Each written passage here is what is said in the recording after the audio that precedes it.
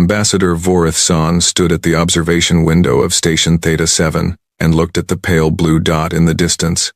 Earth. The humans called it home. 8 billion of them lived on that small world, unaware that they were being watched. Vorith was a Kalari, a species known for their patience and wisdom. His skin was pale blue, and his eyes were large and dark like pools of ink.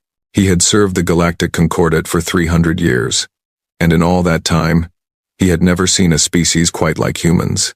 They were strange creatures, violent and peaceful, stupid and brilliant. They fought wars over land and ideas, yet they also created beautiful art and music. They destroyed their own planet with pollution, yet they dreamed of reaching the stars. The Concordat had been watching Earth for 200 years. It was standard procedure. When a primitive species showed signs of developing technology, the Concordat placed them under observation. They called it quarantine. The official reason was to protect the young species from the dangers of the galaxy. The real reason was something else entirely. Vorith did not like to think about the real reason. Ambassador San, said a voice behind him. The daily report is ready. Vorith turned to face his assistant, a young Kalari named Tessa. She held a datapad in her hands, and her expression was calm and professional. Thank you, Tessa, Vorith said. Anything unusual? No, sir. The humans continue as normal. Their radio signals show no significant changes. Their satellite network is stable. Their space program remains limited to their own solar system. Vorith nodded. This was always the report. The humans were predictable. They advanced slowly, distracted by their endless conflicts and their strange obsession with entertainment. The Concordat estimated that they would not be ready for contact for another 200 years. By then, they would be properly prepared, properly controlled. Vorith pushed the thought away. He did not like to think about what properly prepared meant. Very good, he said. I will review the report in my quarters. You may continue with your duties. Tessa bowed her head and left the observation deck. Vorith remained at the window, watching the distant Earth. He wondered what the humans were doing right now. Were they sleeping? Eating? Fighting? Loving? Did they ever look up at the stars and wonder if someone was looking back? Of course they did. Humans were dreamers. It was perhaps the thing Vorith liked most about them. He stayed at the window for a long time, lost in thought. Then he went to his quarters to sleep. 6 hours later, everything changed. The alarm woke Vorith from a deep sleep. He sat up in his bed, his heart's pounding. The alarm was loud and harsh, and it meant only one thing. Something was very wrong. He dressed quickly and ran to the command center. The room was filled with chaos. Officers shouted at each other. Screens flashed with warning lights. The station commander, a Xelthari named Korax, stood in the center of it all, his scales dark with anger. What is happening? Vorith demanded. Korax turned to face him. The Xelthari was tall and muscular, with sharp teeth and cold eyes. His species was known for their aggression. They had joined the Concordat centuries ago, but they had never lost their warrior instincts. The humans, Korax said. They are gone. Vorith did not understand. Gone? What do you mean gone? I mean exactly what I said, Ambassador. They are gone. All of them. Every single human on Earth has vanished. Vorith felt his blood turn cold. That is impossible. There are 8 billion of them. They cannot simply vanish. Look for yourself, Korax said. He pointed at the main screen. Vorith looked. The screen showed Earth, the same pale blue dot he had been watching for years. But something was different. The planet was silent. No radio signals. No television broadcasts. No satellite communications. Nothing. We detected the anomaly 6 hours ago, Korax explained. At first we thought it was a technical error. We checked our equipment. Everything was working perfectly. So we sent a probe to investigate, and Korax pressed a button on his console. The screen changed, showing images captured by the probe. Vorith leaned forward, his eyes wide. The images showed cities, empty cities, streets filled with abandoned vehicles, doors left open, lights still burning, food left on tables, half-eaten, but no people, not a single human anywhere. We scanned the entire planet, Korax said. Every continent, every city, every village. There is no one there. The humans have vanished. Vorith could not believe what he was seeing. There must be bodies, some sign of what happened. A plague, perhaps. Or a weapon. There are no bodies, Korek said. No blood. No signs of violence. No indication of disease. The humans simply disappeared. One moment they were there, and the next moment they were not. Vorith looked at the images again. He saw a child's toy lying in a playground, a dog wandering down an empty street, a cat sitting on a windowsill, looking out at nothing. The animals were still there. The plants were still there. Only the humans were gone. This is not possible, Vorith whispered. And yet, it has happened, Korek said. His voice was hard. The question is what we do now. The news spread across the galaxy like fire. Within hours, every species in the Concordat knew what had happened on Earth. Theories spread even faster than the news. Some said it was a plague, a disease so deadly that it killed every human instantly and left no trace. Others said it was a weapon. Perhaps the humans had finally destroyed themselves, as so many species had predicted they would. But the most frightening theory was this. Something had taken them. Something powerful enough to remove 8 billion people from a planet in a single night. Something that left no evidence, no witnesses, no survivors. The Galactic Concordat called an emergency meeting. Representatives from every major species gathered on Seraphis, the capital world. The great chamber was filled with voices, all speaking at once, all demanding answers. Ambassador Vorith-san sat in his chair and listened. He felt tired and old. He had spent so many years watching the humans, studying them, trying to understand them. Now they were gone, and he felt like a piece of himself had been taken with them. The Xelthari representative stood up. His name was General Zarn, and he was one of the most powerful military leaders in the Concordat. His voice silenced the chamber. We all know what this means, Zarn said. The humans were dangerous. We knew this from the beginning. They were aggressive, unpredictable, and they bred like insects. We should have dealt with them centuries ago. Dealt with them, another voice said. It was the representative from the Vorn Collective, a hive mind species that existed as a single consciousness spread across millions of bodies. You mean exterminated them? Call it what you will, Zarn said. The point is that we failed to act, and now something has happened. Something beyond our understanding. We must prepare for the worst. The worst? Said the Kalari representative, an elderly woman named Sola. What exactly do you imagine the worst to be, General? Whatever took the humans may come for us next, Zarn said. We must mobilize our fleets. We must prepare for war. The chamber erupted in noise. Some agreed with Zarn. Others called him a fool. Vorith sat silently, watching and listening. He did not believe that something had taken the humans. He did not believe that they had destroyed themselves either. He believed something else entirely. Something that he could not prove. Something that frightened him more than any of the other theories. He believed that the humans had chosen to disappear. The emergency session lasted for 3 days. In the end, the Concordat agreed on a plan. They would send a science fleet to Earth, 200 vessels, equipped with the most advanced sensors and scanners in the galaxy. They would study the planet. They would search for clues. They would find out what had happened to the humans. Vorith volunteered to join the expedition. He told the council that his years of experience studying humans made him valuable. This was true, but it was not the real reason he wanted to go. He wanted to see Earth for himself. He wanted to walk on the surface of the planet he had watched for so long. He wanted to understand. The fleet departed from Seraphis and traveled through hyperspace for 2 days. When they emerged, Earth filled the view screens. It looked the same as it always had. Blue oceans, green and brown continents, white clouds drifting across the atmosphere. But Vorith knew that it was not the same. The planet was empty now. A ghost world. The fleet entered orbit and began scanning the surface. The readings confirmed what the probe had shown. No human life signs anywhere on the planet. The animals were still there, confused and lost without their masters. The plants were still growing.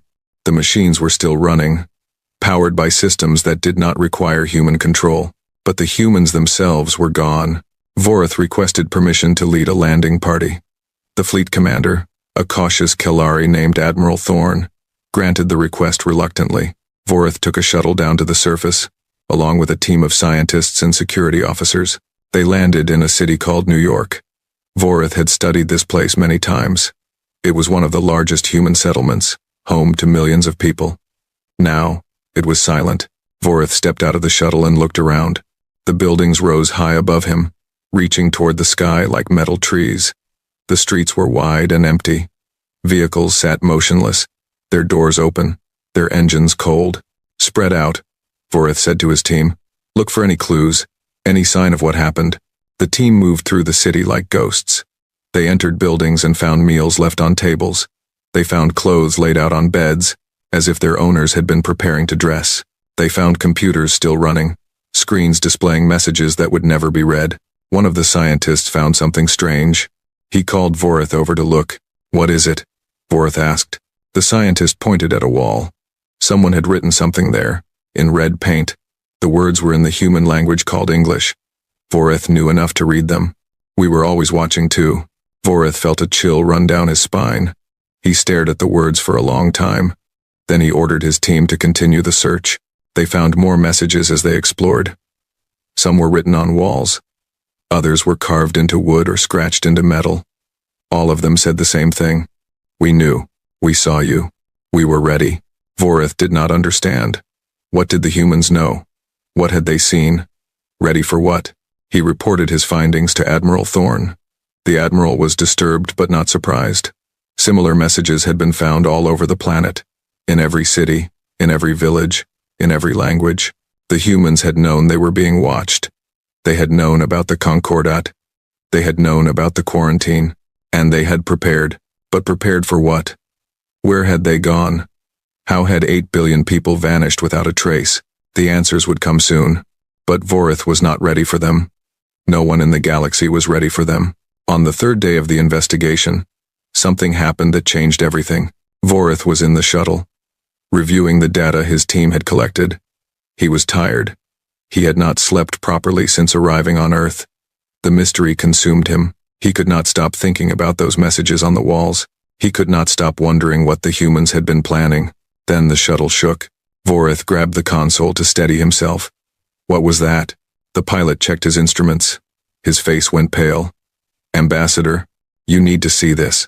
Vorith moved to the front of the shuttle and looked out the window. At first, he did not understand what he was seeing. The ocean in the distance was moving strangely. It was rising, bubbling, as if something massive was pushing up from below. Get us in the air, Vorith said. Now, the shuttle lifted off just as the ocean exploded. Water shot into the sky, and something rose from beneath the waves. Something huge, something impossible. It was a ship, a vessel unlike anything Vorith had ever seen. Its hull was black, so dark, that it seemed to absorb the light around it. It was at least 2 kilometers long, and it moved with perfect grace, rising into the sky without a sound. And it was not alone. More ships rose from the ocean.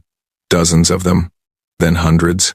The water churned and boiled as vessel after vessel emerged from the depths. They rose into the air and formed a pattern, moving with synchronized precision. Vorith's communicator screamed with voices. Reports came in from all over the planet. Ships were rising everywhere. From the oceans, from the mountains, from the ice caps, from underground caverns that no scanner had ever detected. Thousands of ships. Tens of thousands. More and more every second. Vorith watched in stunned silence as the sky filled with darkness. The ships rose until they blocked out the sun, casting the city below into shadow. They were everywhere. They were endless. The final count came from the fleet in orbit. Admiral Thorne's voice was shaking when he delivered it. 500,000 vessels. They have completely surrounded the planet. We are trapped. Vorith closed his eyes. Now he understood. Now he knew what the humans had been planning. They had not vanished. They had not been taken. They had hidden themselves, and they had built an armada in secret, right under the noses of the Concordat. For 200 years, the galaxy had watched humanity and seen only primitives. They had seen wars and pollution and chaos. They had seen a species that could barely reach its own moon. But that was not the truth. The truth was something far more terrifying. The humans had been watching back. And while the galaxy laughed at their weakness, they had been building their strength. Now they were ready. The ships hung in the sky like silent judges, waiting. Vorith did not know what they wanted. He did not know if they came in peace or war. He did not know if he would survive the next hour. But he knew one thing for certain. The galaxy would never be the same again. Admiral Thorne stood on the bridge of his flagship and watched the end of everything he had known. The view screen showed Earth, but the planet was barely visible now. 500,000 ships surrounded it, forming a perfect sphere of black metal. The human fleet was so vast that it blocked the stars themselves. Thorn was old. He had served the Concordat for 400 years. He had fought in 3 wars and survived dozens of battles. He had seen things that would break lesser minds, but he had never seen anything like this. "All weapons are armed, Admiral," his tactical officer reported. "We are ready to fire on your command." Thorn did not respond. He kept staring at the screen. The human ships were not moving. They hung in space like statues, silent and still. They had made no attempt to communicate. They had not attacked. They simply waited. "Admiral," the tactical officer said. "Your orders?" Thorn shook his head. "Hold your fire. We need to understand what we are dealing with. Sir, with respect, we are dealing with an enemy fleet. They outnumber us more than 2,000 to 1. We must strike first, while we still have the chance." "And accomplish what?" Thorn asked. "Look at them, Commander. Look at the size of that fleet. If we attack, they will destroy us in seconds. And then what? We will have started a war that we cannot win." The tactical officer opened his mouth to argue, but another voice interrupted him. "The Admiral is correct." Everyone on the bridge turned. Ambassador Vorithsan stood at the entrance, his robes dusty from his time on the surface. His face was pale, and his eyes were tired, but his voice was calm. "We cannot fight this," Vorith said. "We should not even try. The humans have been preparing for this moment for 200 years. They know exactly what they are doing." "And what are they doing?" the tactical officer demanded. Vorith walked slowly to the view screen. He looked at the endless wall of ships. "They are making a statement. They want us to see their power. They want us to understand that everything we believed about them was wrong. So they are showing off?" the tactical officer said. "Is this all just a display?" "No," Vorith said. "It is a warning." Before anyone could respond, the communication console lit up. The officer at the station looked confused. "Admiral, we are receiving a transmission. It is coming from the human fleet." The bridge went silent. Thorn felt his heart's beating faster. "Put it through." The view screen flickered. The image of the human fleet was replaced by something else. A face. A human face. It was a woman. She looked young by human standards, perhaps in her 5th decade. Her hair was dark and short. Her skin was brown. Her eyes were sharp and intelligent. She wore a uniform of some kind, black with silver trim. "This is Commander Elena Chen of the United Earth Defense Force," the woman said. "I am speaking to all Concordat vessels in Earth orbit. Please do not be alarmed. We mean you no harm." Thorn leaned forward. "This is Admiral Thorn of the Galactic Concordat. Explain yourself. Where did this fleet come from? Where are your people?" The woman smiled. It was not a friendly smile. It was the smile of someone who knew a secret. "Our people are safe, Admiral. They have always been safe. They are aboard these ships and in facilities throughout our solar system. We evacuated Earth 3 days ago." "Evacuated?" Thorn said. "You evacuated 8 billion people in 3 days? That is impossible." "Many things seem impossible until they are done," Elena Chen said. "We have been preparing for this moment for a very long time. 212 years. To be precise." Thorn felt cold. "You knew. You knew we were watching you." "Of course we knew. Your observation stations were not as hidden as you believed. We detected your surveillance equipment in the year 2135. We intercepted your communications in 2147. By 2150, we knew everything about the Galactic Concordat, your species, your politics, your plans for us." The bridge was completely silent. Every officer stared at the screen, unable to believe what they were hearing. "That is when we made our decision," Elena continued. "We could have announced ourselves. We could have demanded to be treated as equals. But we studied your history, Admiral. We learned what happens to primitive species that try to join the Concordat before they are ready. We learned about the cultural reformation programs. We learned about the Zelthari extermination campaigns." Her voice grew harder. "We learned that you plan to strip away our identity and make us obedient servants of your empire. And we decided that this would never happen." Thorn found his voice. "So you hid. You built this fleet in secret." "We did more than hide, Admiral. We evolved. For 200 years, we let you see only what we wanted you to see. We kept broadcasting our radio signals and our television shows. We kept flying our primitive rockets and fighting our small wars. We gave you a performance of weakness. She leaned closer to the camera. Meanwhile, beneath your notice, we transformed ourselves. We developed technologies that your scientists said were impossible. We built ships in underwater facilities, in underground cities, in bases buried beneath glaciers. We prepared for the day when we would need to face you. And that day is today, Thorne said. Yes, Admiral. That day is today. The transmission ended. The screen returned to the image of the human fleet, that endless sphere of black ships surrounding their world. Thorne stood frozen for a long moment. Then he turned to his communications officer. Send a message to the Concordat High Council. Priority 1. Tell them everything. The message reached Seraphis within hours. The response was immediate and chaotic. The Zelthari Dominion demanded military action. General Zarn stood before the High Council and screamed about the threat that humanity posed. He called them vermin and insects. He said that they must be destroyed before they grew stronger. The Kilari Federation urged caution.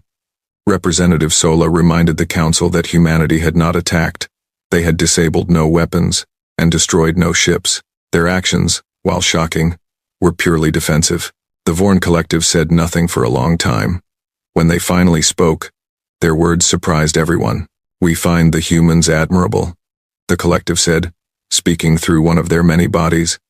They faced a powerful enemy and found a way to survive. They did not beg or surrender. They prepared and they planned and they emerged stronger. This is worthy of respect. General Zarn turned red with anger. Respect? You want us to respect these creatures? They lied to us for centuries. They defended themselves. The Collective replied. As any species would. As the Xelthari would.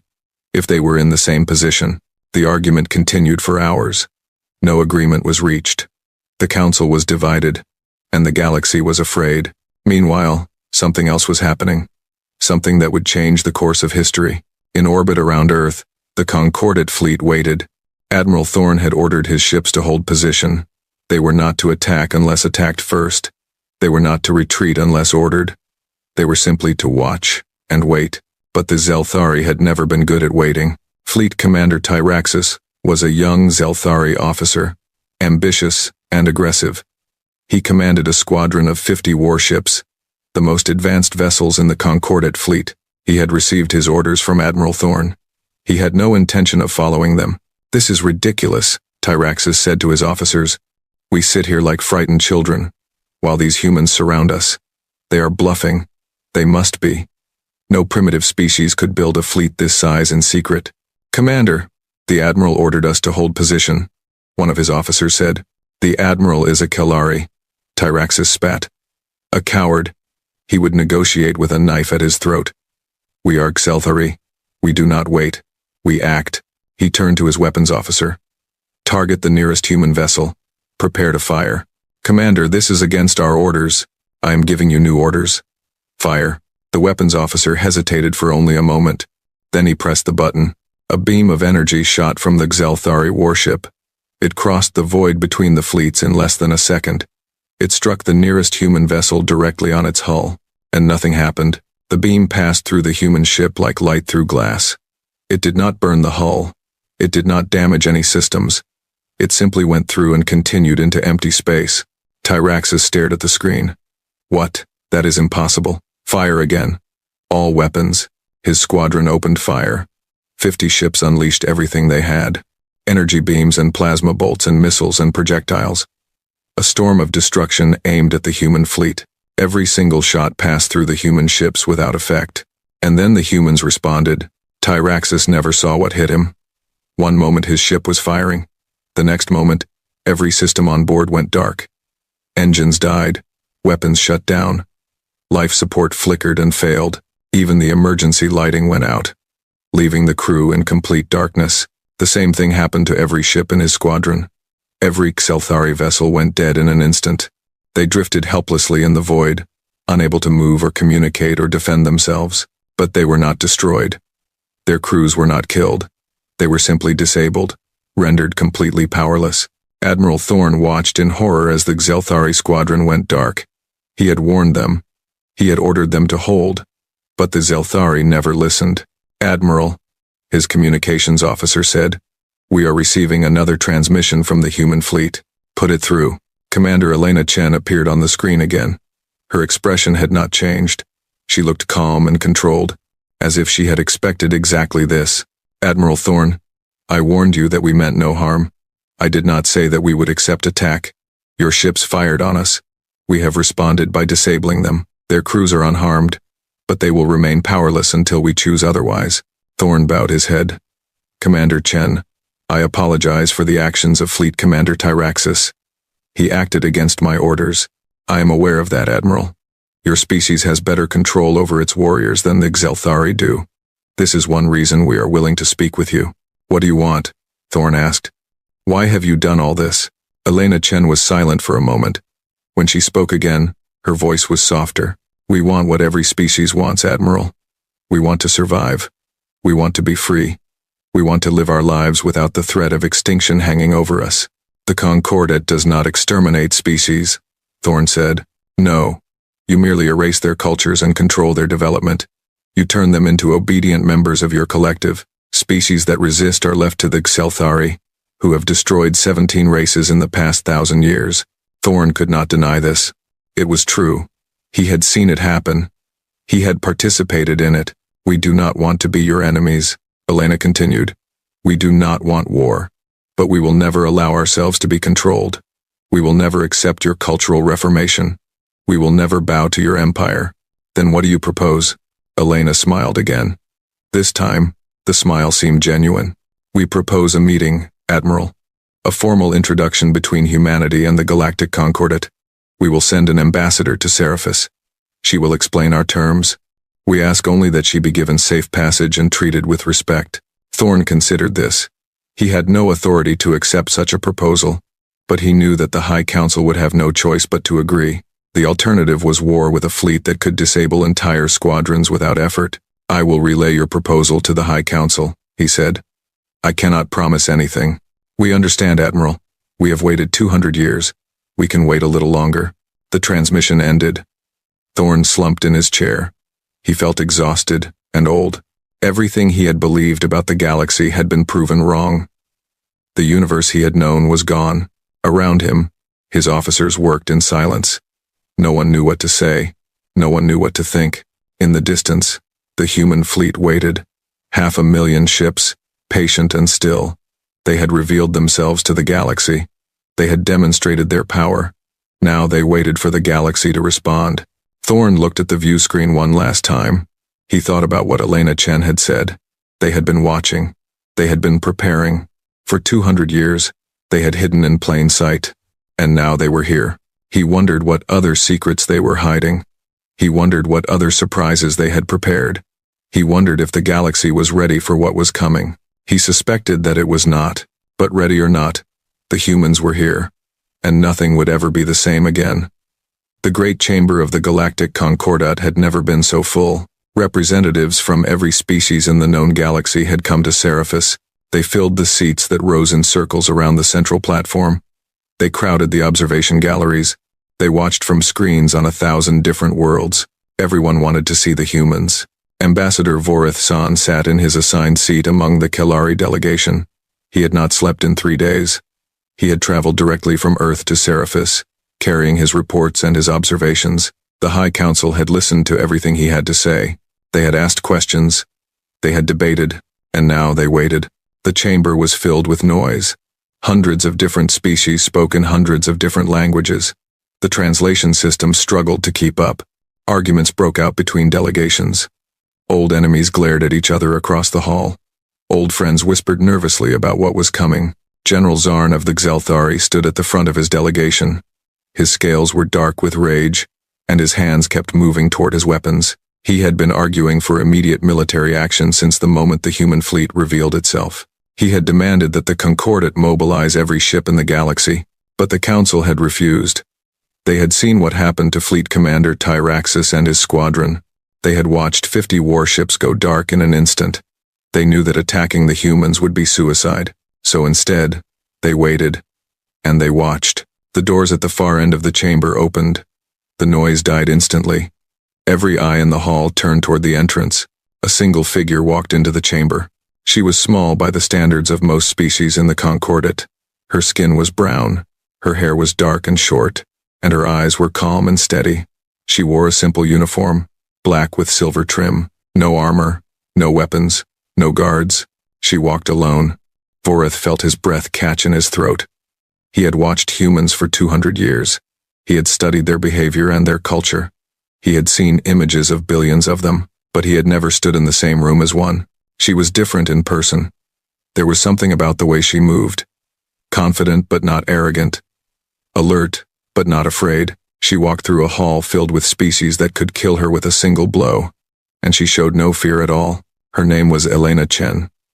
Vorith had seen her transmission from the fleet. She had identified herself as a commander then.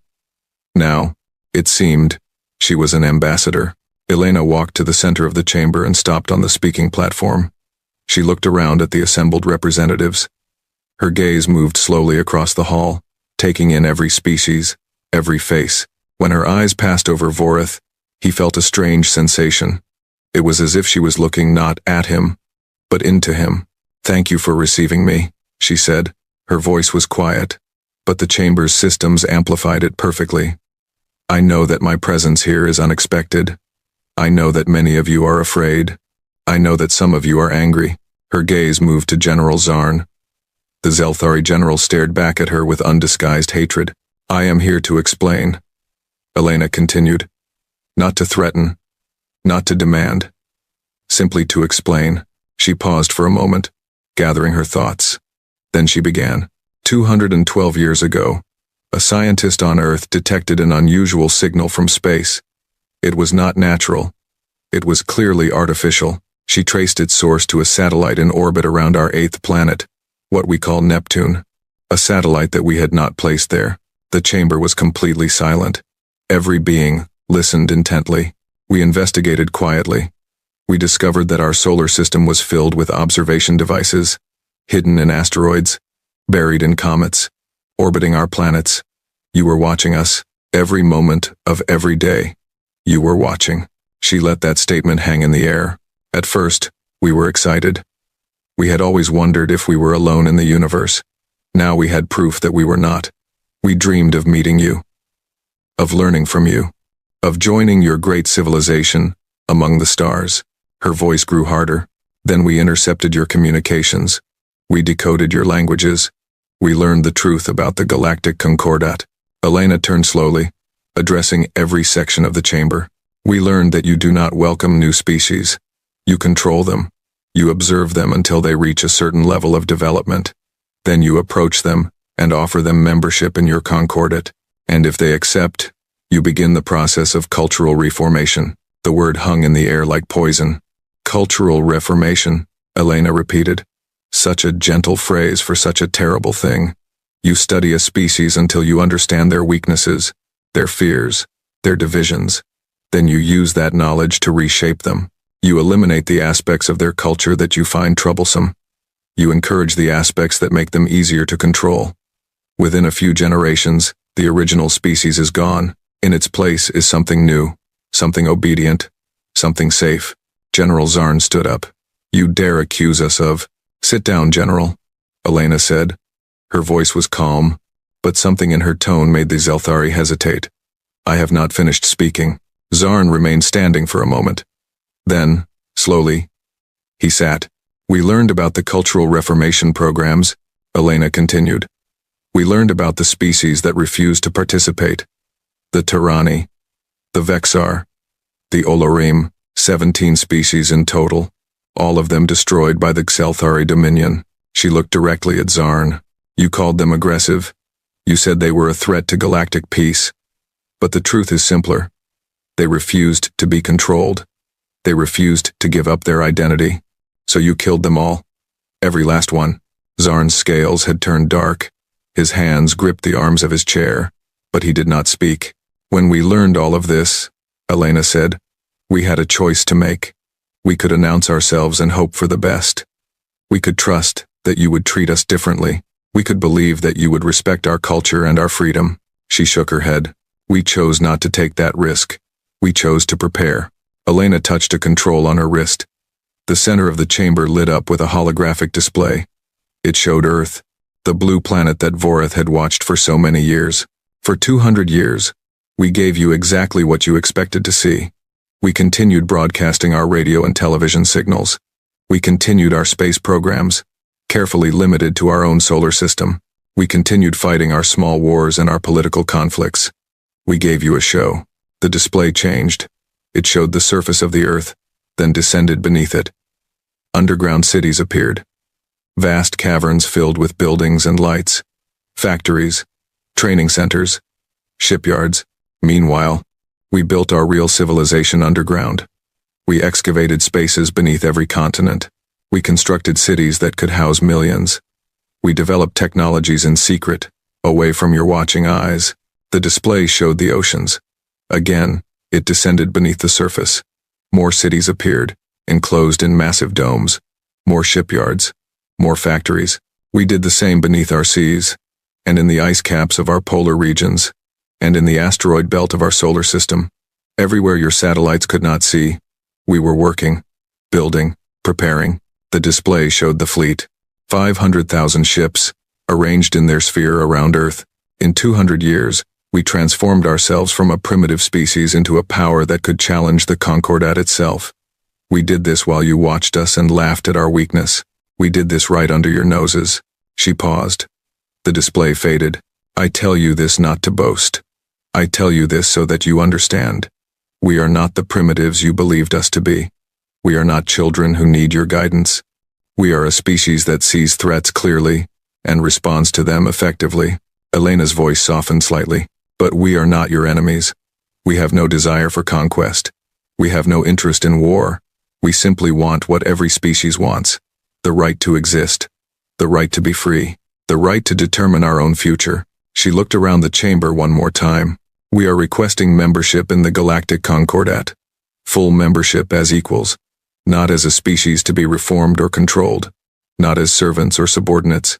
As partners. The chamber erupted. Representatives shouted questions and objections.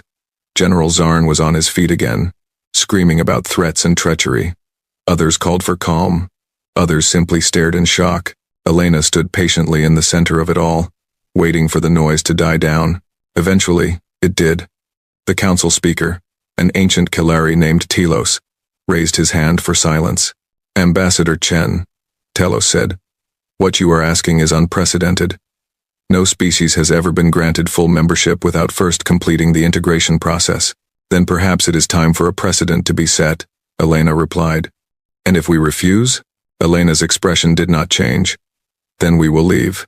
We will take our fleet and our people, and we will find another part of the galaxy to call home, a part where we will not be threatened or controlled. You would abandon your homeworld?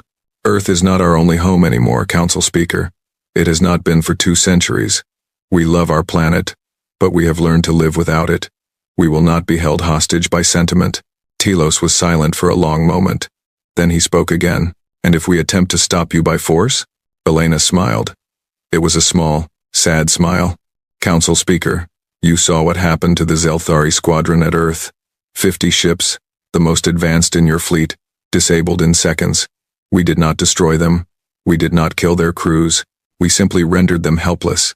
She paused. That was a demonstration of our defensive capabilities. I would prefer not to demonstrate our offensive capabilities. But if you force us to, we will, and I promise you, the result will not be in your favor. The chamber was silent again. Vorith looked around at the faces of the assembled representatives. He saw fear, confusion, anger, but also, in some faces, something else. Respect. The Vorn collective spoke. Their voice came from multiple bodies scattered around the chamber, speaking in perfect unison. We support the human request.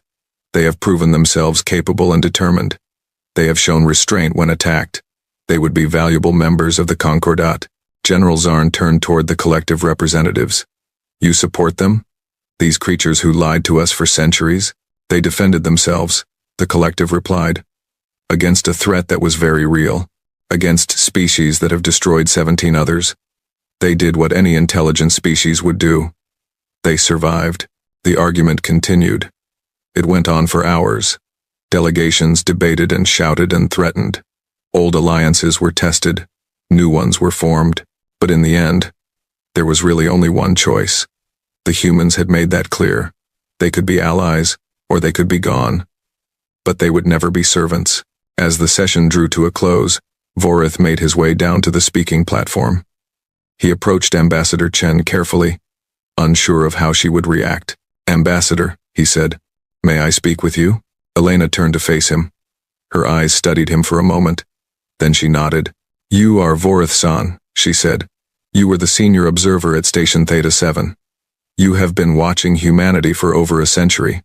Vorith was surprised. "You know who I am?" "We know a great deal, Ambassador-san. We have been watching you as carefully as you watched us." Vorith felt a chill run through him. "I see. You have a question for me." "I do," Vorith said. "Many questions, actually. But one in particular." "Ask it." Vorith hesitated. Then he spoke. "Your fleet at Earth. 500,000 ships. Is that the full extent of your forces? Or is there more that you are not showing us?" Elena smiled again. This time, the smile was warmer, almost friendly. "Ambassador-san, you watched us for 200 years. You studied our culture. You analyzed our behavior. Tell me, what did you learn about humans?" Vorith thought about this. "Many things. But one pattern that stood out was your tendency to understate your capabilities, to hold back until the critical moment. And what does that suggest to you?" Vorith looked into her eyes. He saw the answer there. He saw the truth that she would never speak aloud. "The 500,000 ships are not your entire fleet," he said quietly. "They are merely what you chose to reveal." Elena did not confirm or deny. She simply maintained her smile. "Humanity would like to be friends with the Concordat, Ambassador-san. We would like to be allies, but we will never make the mistake of showing all our strength to potential enemies." She turned and walked toward the chamber exit. At the door, she paused and looked back. "I hope we can be friends, Ambassador. I truly do. The galaxy is a large and dangerous place. We all need allies we can trust." Then she was gone. Vorith stood alone on the speaking platform. Around him, the representatives continued to argue. The future of the galaxy hung in the balance, but Vorith was not thinking about that. He was thinking about what Elena had said, about what she had not said, about the secrets that humanity was still keeping. He wondered how many more ships they had hidden, how many more weapons they had developed, how many more surprises they were holding in reserve. He wondered if anyone would ever truly know the full extent of human power, and he wondered, not for the first time, whether it might be better not to find out. The Xelthari Empire did not accept defeat easily. They had conquered 100 worlds. They had destroyed 17 species. They had built the largest military force in galactic history. They did not bow to anyone, least of all a species they had once dismissed as primitive. Emperor Korthax sat on his throne and listened to the reports from Seraphis. The Concordat was considering the human proposal. They were actually thinking about accepting these creatures as equals. It was an insult that he could not tolerate. "Mobilize the fleet," he commanded. "All of it." His generals stared at him in shock. "All of it, my emperor? That would leave our worlds undefended. Our worlds do not need defense. We are the Xelthari. No one attacks us. We attack them." He leaned forward on his throne. "Gather every ship we have. I want 12 million vessels at the Kethoran system within 30 days. And the humans, my emperor? We will show them what happens to species that challenge us. We will burn their fleet to ash. We will reduce their hidden cities to rubble. And when we are done, there will be nothing left of humanity but a warning to others." The generals bowed and left to carry out his orders. Emperor Korthax sat alone in his throne room, dreaming of the glory that awaited him. He did not know that his every word had been heard. He did not know that his plans had already been reported to Earth. He did not know that the humans were not afraid. They were waiting. The Xelthari fleet gathered at Kethoran, a dead system at the border between Concordat space and the Xelthari Empire. 12 million ships. It was the largest military force ever assembled in galactic history. The fleet filled the space around the system's cold, dead star. It stretched for millions of kilometers in every direction. General Zarn stood on the bridge of the flagship, the Fury of Xelthar. He had been given command of this great armada. He would be the one to destroy humanity. His name would be remembered forever. General, his communications officer reported. The scouts have detected human vessels entering the system. Zarn turned to the view screen. In the distance, points of light appeared. Human ships, emerging from hyperspace. They formed up in a defensive formation and waited. Zarn counted them. 50,000 ships. Against his 12 million. He laughed. Is this the best they can do? He said. 50,000 ships against our 12 million? They are even more foolish than I thought. Perhaps they seek to negotiate, General. One of his officers suggested. Negotiate? Zarn spat. With what?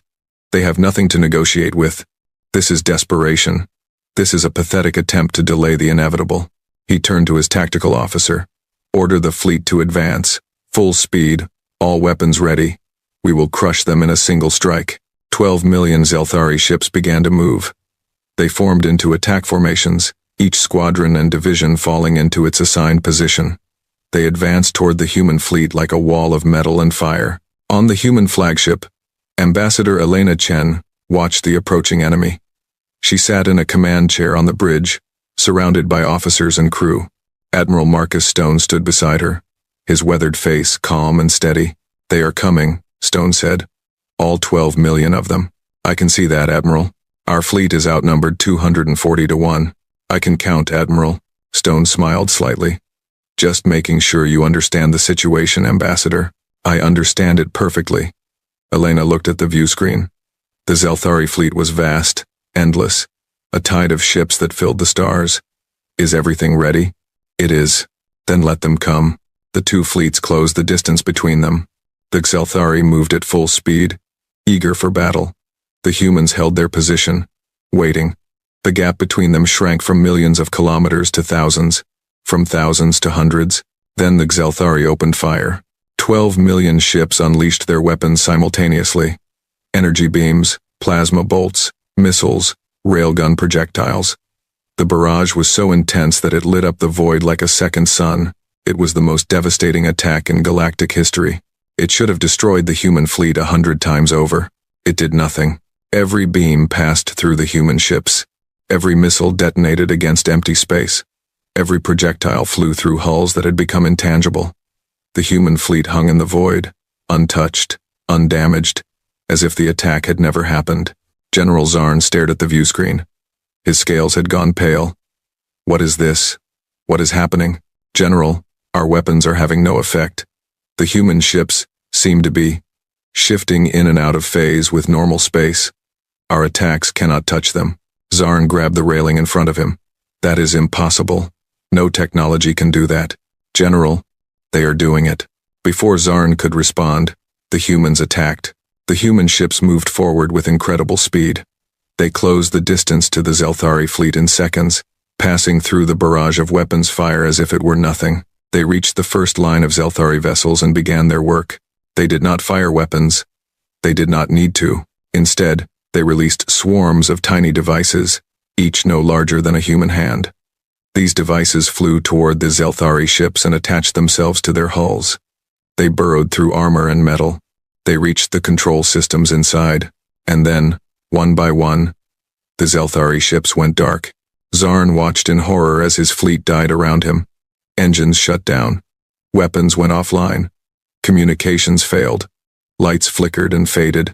Ship after ship fell silent, drifting helplessly in the void. What are they doing to us? He screamed. General, the human devices are taking control of our systems. They are shutting everything down. Engines, weapons, life support, everything. Life support. They are killing our crews. No, General. They are leaving life support on minimal power. Enough to keep the crews alive. They are not killing anyone. They are just stopping us. Zarn turned to the view screen. The human fleet moved through his armada like predators through a herd. They touched ship after ship, squadron after squadron.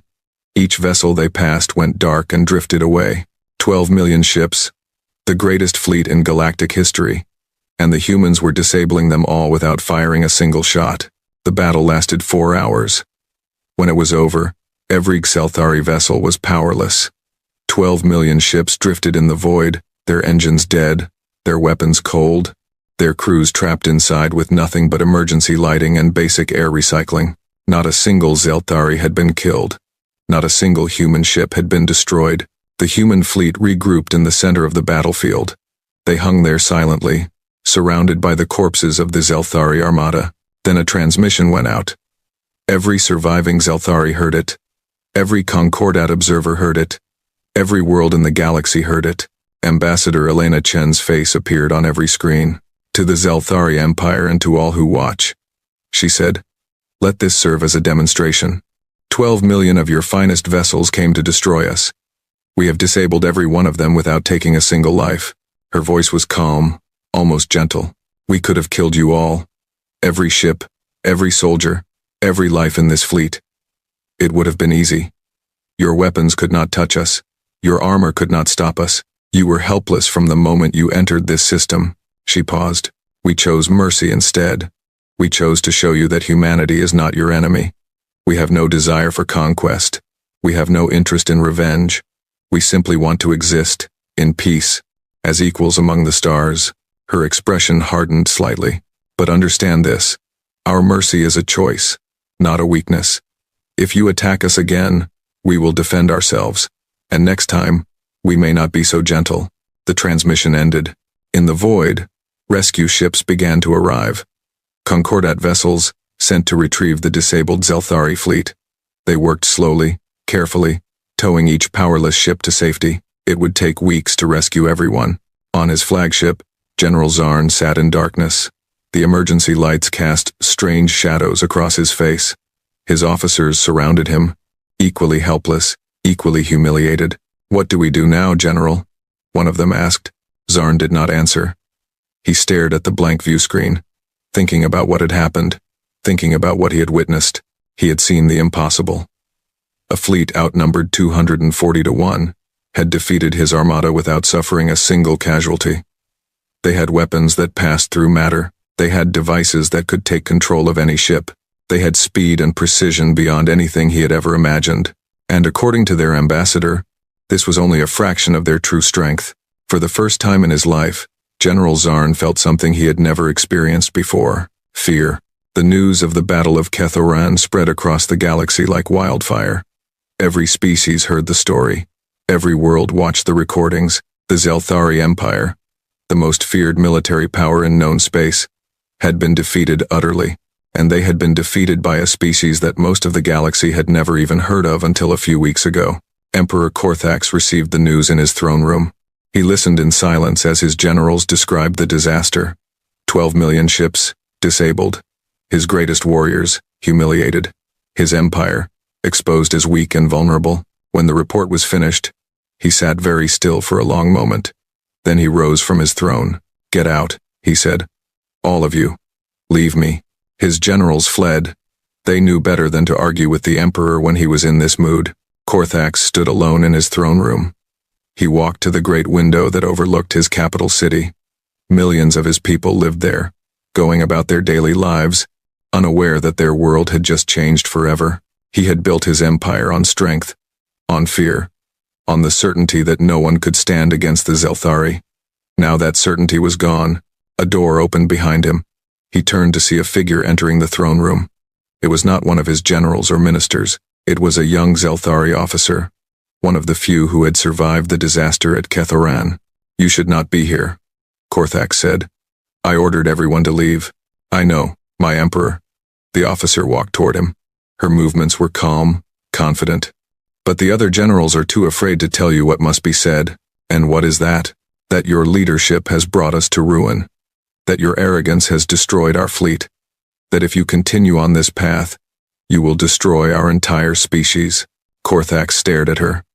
You dare speak to me this way? I will have you executed for treason. No, you will not. The officer stopped a few meters away from him. Because you know I am right. The humans have shown us something today. They have shown us that there are forces in the galaxy more powerful than we are. And they have shown us that power alone is not enough. What do you suggest then? That we surrender? That we bow to these humans? I suggest that we learn from them. The officer's eyes were steady. They did not kill our people when they could have. They showed mercy when they did not need to. Perhaps there is wisdom in that. Perhaps we have been wrong about many things. Korthax turned back to the window. He was silent for a long time. Who are you? He finally asked. My name is Celtrix. I was a squadron commander at Kethoran. My ship was one of the first to be disabled. I spent 6 hours drifting in darkness, waiting to die. She paused. But death never came. The humans kept us alive. They did not have to, but they did. And that changed your mind about them? It made me think. For the first time in my life, I met an enemy who did not want to destroy us. They only wanted to be left alone. Is that so wrong? Korthax did not answer, but he did not call for guards either. He stood at the window, watching his city, thinking about everything that had happened. 3 days later, Emperor Korthax was removed from power. His own military turned against him, led by officers who had survived Kethoran. Celtrix became part of the new leadership council that took his place. The Zelthari Empire sent a message to the Galactic Concordat. They were willing to discuss peace. They were willing to accept humanity as members of the Concordat. The galaxy had changed forever. And it had changed without a single drop of blood being spilled. On the human flagship, Admiral Stone reviewed the reports from across the galaxy. The Zelthari had surrendered. The Concordat was accepting humanity's terms. Everything they had worked for was finally happening. Elena Chen sat beside him, looking tired but satisfied. We did it, she said. After 200 years, we finally did it. We did. Stone was quiet for a moment. But what happens if they learn the truth? The truth about what? About our fleet. About our capabilities. Stone looked at her. We used almost everything we had at Kethoran. If the Zelthari had sent more ships, or if another power had attacked at the same time, we would have been in serious trouble. Elena smiled. But they did not know that. And they never will. So our entire strategy is based on a bluff? Not a bluff, Admiral. A reputation. Elena turned to look out the viewport. The galaxy believes we have millions of ships hidden somewhere. They believe we have weapons that can destroy stars. They believe we are far more powerful than we actually are. And when they realize the truth, by then, we will have built more ships, developed more technologies, made more allies. She looked back at him. We have been preparing for 2 centuries, Admiral. We are not going to stop now. Stone nodded slowly. So we keep building. We keep growing. We keep preparing. Always, Elena said. Humans always prepare for the worst. It is what we do. It is what we have always done. She looked out at the stars, at the endless void that was now open to her people. The galaxy thought we were weak, she said quietly. They thought we were primitives. They were wrong, and they will never make that mistake again. Stone smiled. No, I do not think they will. Outside, the human fleet hung in the darkness, patient and watchful. They had won a great victory today, but they knew that it was only the beginning. The galaxy was vast, and there were many dangers yet to come, but humanity was ready for them. They had been ready for a very long time. 1 year had passed since the Battle of Kethoran. 1 year since the galaxy had learned the truth about humanity. 1 year since everything had changed. Ambassador Voreth San walked through the streets of New Geneva, the first human city to be built on the surface after the Great Emergence. The buildings rose around him, tall and elegant, made of materials that seemed to glow in the sunlight. Human children played in the parks. Human adults walked to their jobs, chatting with each other, laughing, living their lives. A year ago, these people had been living underground, hidden from the galaxy in secret cities beneath the earth. Now they walked freely under open skies, building a new world on the surface of their ancient home. Voreth still found it hard to believe. He had spent a century watching humanity through cameras and sensors, studying them from a distance. He had thought he understood them. He had been completely wrong. A human child ran past him, chasing a ball. The child stopped, looked up at Voreth with wide eyes, then smiled and waved before running off again. Voreth smiled back. Humans were not afraid of aliens anymore. They had no reason to be. He continued walking until he reached his destination, a small building at the edge of the city, overlooking a vast green valley. It was simple and elegant, built in a style that Voreth had learned to recognize as traditional human architecture. A sign above the door read, Office of the Ambassador. He entered. Elena Chen sat behind a desk, reviewing documents on a screen. She looked up when Vorith came in and smiled. Ambassador San. I was wondering when you would arrive. I apologize for my delay. Your city is very distracting. There is much to see. There is, Elena agreed. We have been building quickly. Too quickly, some say. But we have a lot of time to make up for. Vorith took a seat across from her. That is what I wanted to talk to you about. The Concordat has questions. They always do. What is it this time?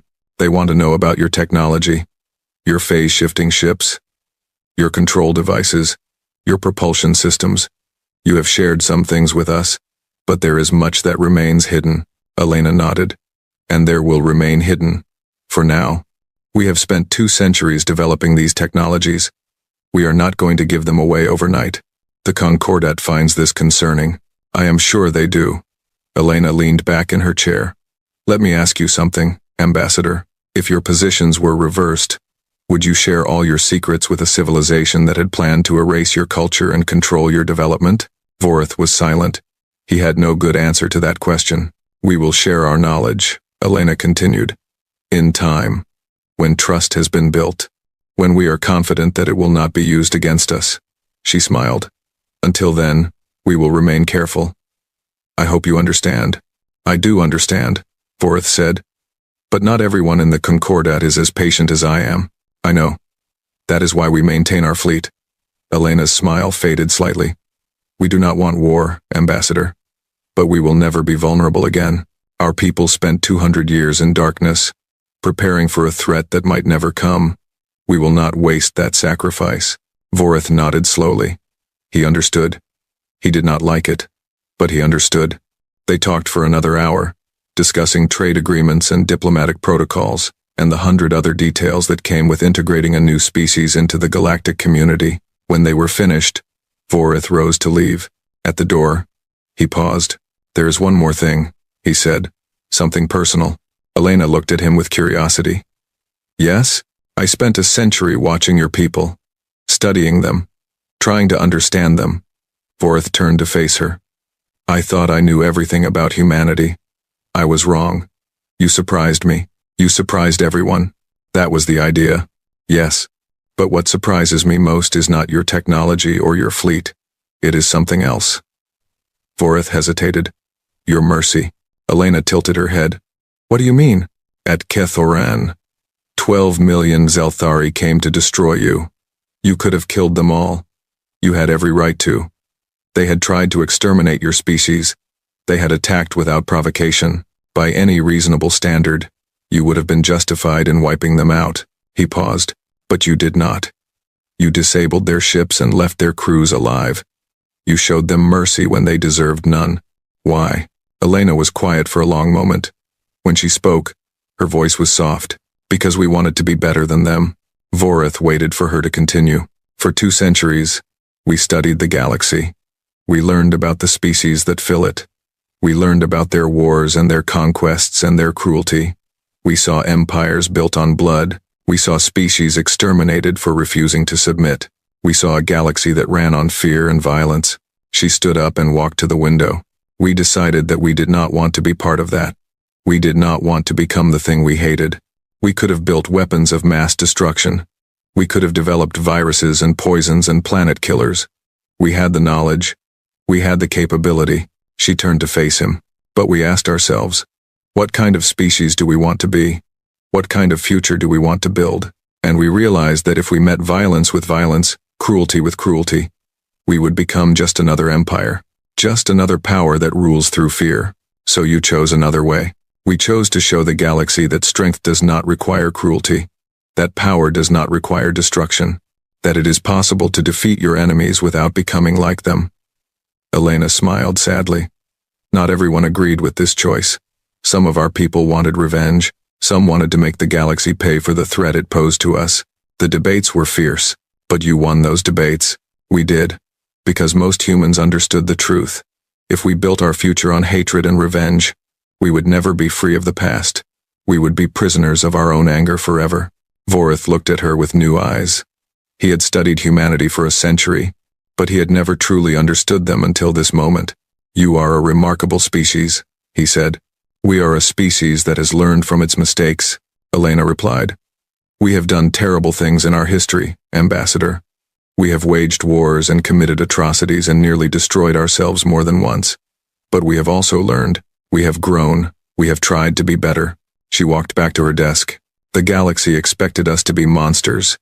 When we revealed ourselves, everyone assumed we would attack, that we would seek revenge for the centuries of surveillance and the threat of extinction. They expected violence because that is all they know. And instead, you offered peace. We offered a choice. We told the galaxy that it could be our enemy or our friend. We made it clear that we would defend ourselves if attacked, but that we preferred cooperation. Elena sat down. It is working, Ambassador. Slowly, but it is working. Voreth thought about this. She was right. In the year since the emergence, much had changed. The Kellery had become close allies of humanity. The Vorn Collective had opened trade relations. Even the Xeltari, humbled by their defeat, were beginning to change. Other species were watching. Other primitive worlds under concorded quarantine were hearing about humanity. They were learning that it was possible to resist, that it was possible to prepare, that they did not have to accept their fate passively. The Concordate was changing, whether it wanted to or not. There is something I need to tell you, Voreth said. Something that is not widely known yet. Elena looked at him with interest. The Kellery Federation has decided to form a formal alliance with humanity. Not just trade agreements or diplomatic relations. A full military and political alliance. We want to stand with you. Elena's eyes widened slightly. That is significant. It is. The Kellery have never formed such an alliance before. We have always been neutral, careful, uninvolved in galactic conflicts. Voreth smiled. But you have shown us that neutrality is not always possible. Sometimes, you have to choose a side. And you have chosen us. We have chosen hope. Voreth said. We have chosen to believe that the galaxy can be better than it is. You have given us that hope, Ambassador. For the first time in centuries, we believe that things can change. Elena was quiet for a moment. Then she stood and extended her hand in the human gesture of greeting and agreement.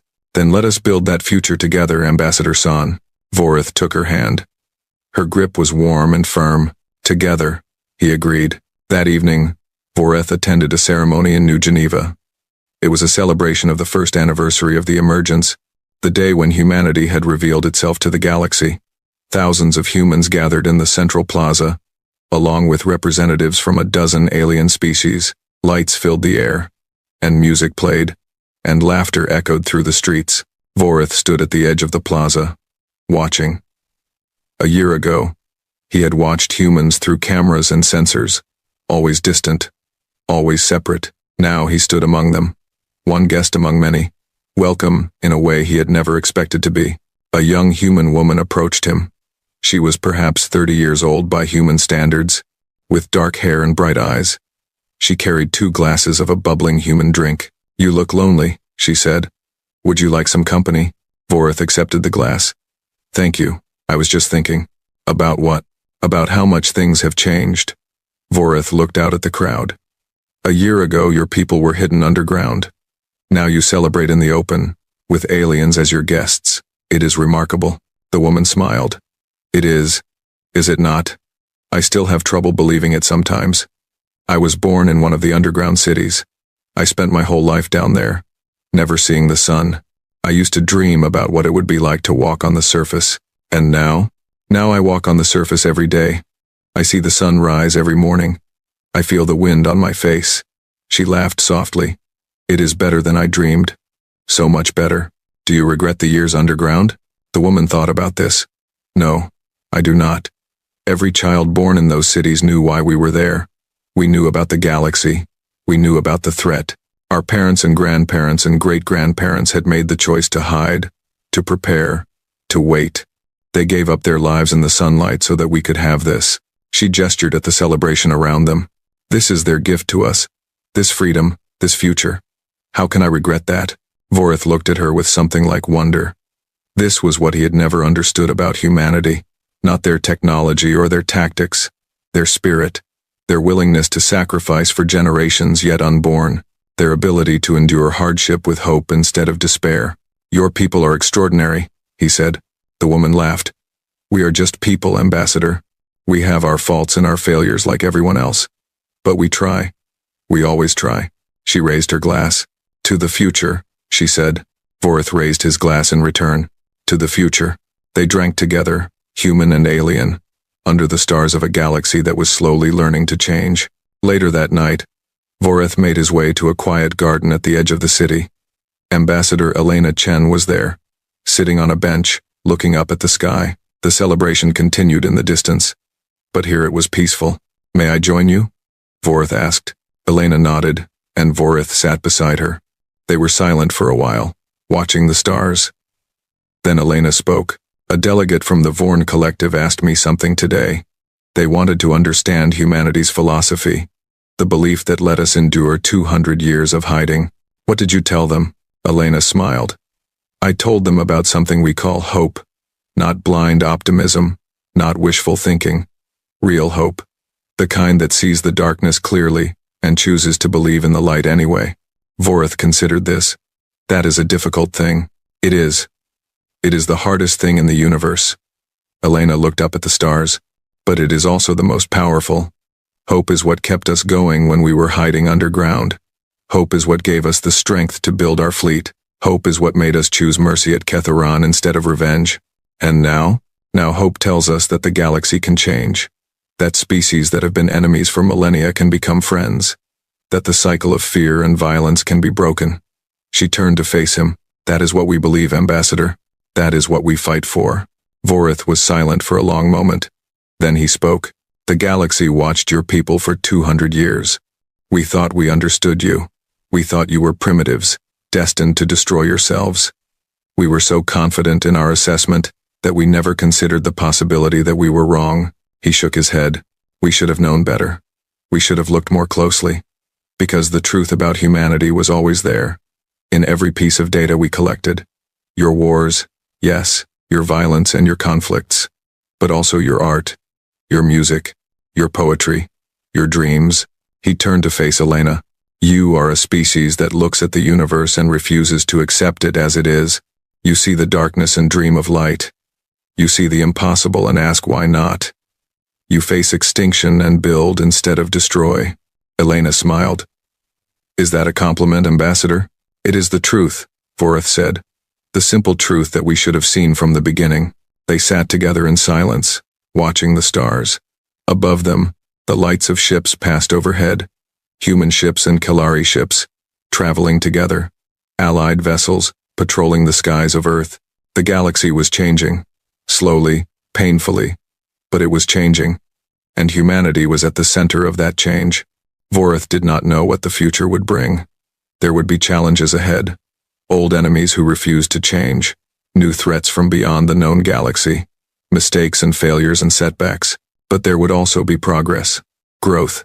The slow building of trust between species that had once been strangers. The gradual creation of a galaxy where fear was not the only law. It would take time. It would take patience. It would take hope. But if there was one thing Vorith had learned about humanity, it was this. They never gave up. They endured. They persisted. They kept moving forward, no matter how long the night lasted, because they knew that the night always ended, and the dawn always came. He looked at Elena Chen, sitting beside him, watching the stars with quiet confidence.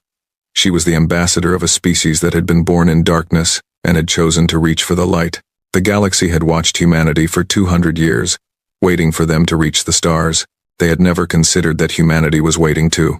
Now the wait was over. The new age had begun, and the galaxy would never be the same. Admiral Zixthara stood on the bridge of the Imperial Dreadnought Eternal Dominion, her 6 eyes focused on the main viewing screen.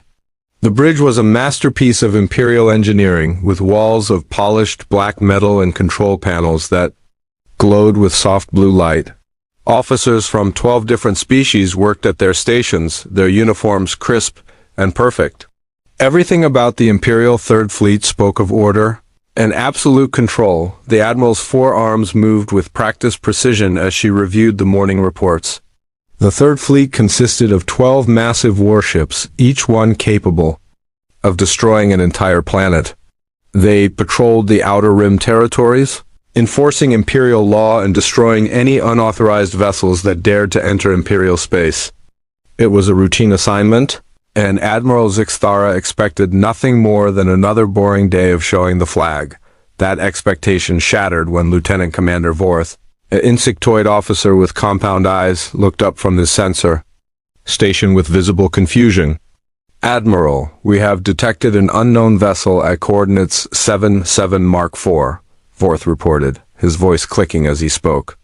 "The ship appears to be of unknown origin." Admiral Zixthara's tail twitched with interest. Unknown vessels were rare in this sector. Most species knew better than to enter Imperial space without permission. "Display the vessel on screen," she ordered. The main viewing screen flickered and showed a ship that made the Admiral's eyes widen in disbelief. The vessel looked like someone had taken spare parts from a dozen different ships and welded them together in a garage. Rust streaks covered much of the hull, and patches of different colored metal showed where repairs had been made. The ship's design made no sense according to Imperial engineering standards. It had angles that served no purpose, sections that seemed to stick out randomly, and what appeared to be external fuel tanks held on with visible struts. "What in the name of the Empire is that thing?" the Admiral muttered. She had seen many ships in her long career, but nothing quite like this mismatched collection of scrap metal. "Sensor readings are ... "Unusual, Admiral," Lieutenant Commander Vorth reported, his mandibles clicking nervously. "The ship registers as approximately 200 meters in length, but the mass readings keep changing. Sometimes it shows as light as a shuttle, other times as heavy as a cruiser." "Equipment malfunction?" the Admiral asked. "Negative, Admiral. I have run full diagnostics 3 times. The sensors are working perfectly." Admiral Zixthara studied the strange vessel. Despite its ramshackle appearance, something about it bothered her. She had spent 40 years in the Imperial Navy, and her instincts had kept her alive through dozens of battles. Those same instincts were now screaming that this ship was not what it appeared to be. "Weapons status?" she asked Commander Theises. The ship's weapons officer looked up from his console. His reptilian features showed concentration as he studied his readouts. "The vessel appears to have several weapon hardpoints, but they do not match any known configuration in our database. The energy signatures are ... strange." "Strange how?" "The readings suggest the weapons are both primitive and advanced at the same time. It should not be possible."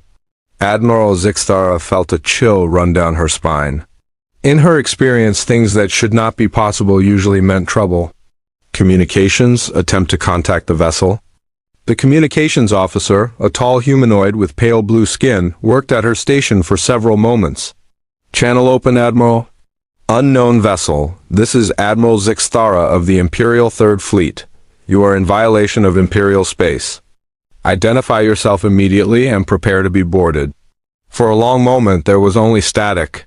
Then a voice came through the speakers that made everyone on the bridge freeze. It was clearly from an unknown species, with strange inflections and an accent that sounded almost cheerful. "Howdy there, fancy ships. Mind if I pass through?" The casual tone hit the bridge like a physical blow.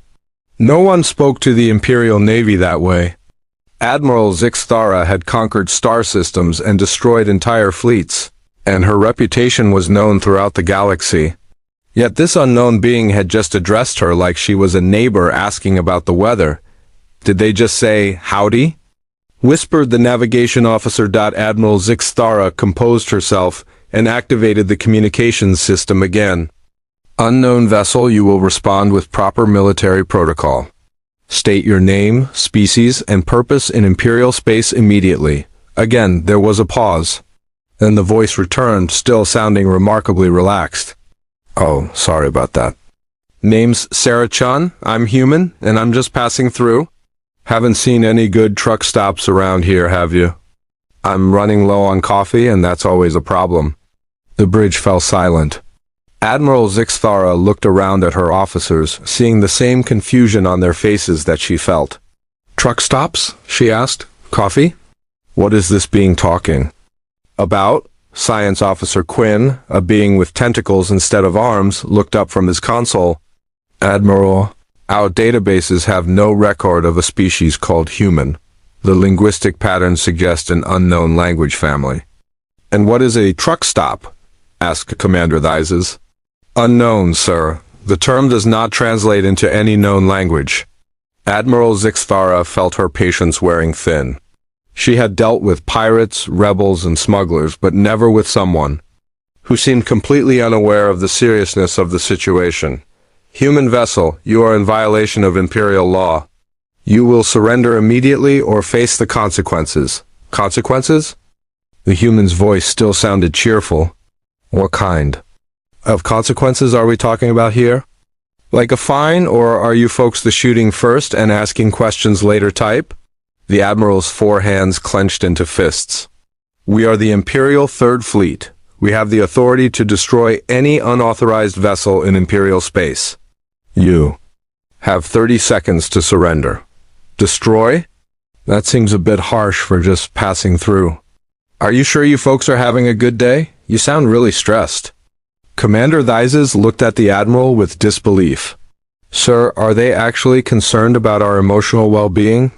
Apparently, the Admiral replied through gritted teeth.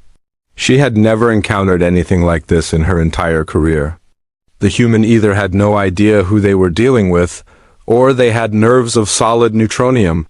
Human vessel, you have 15 seconds to comply. Okay. You folks take your space really seriously.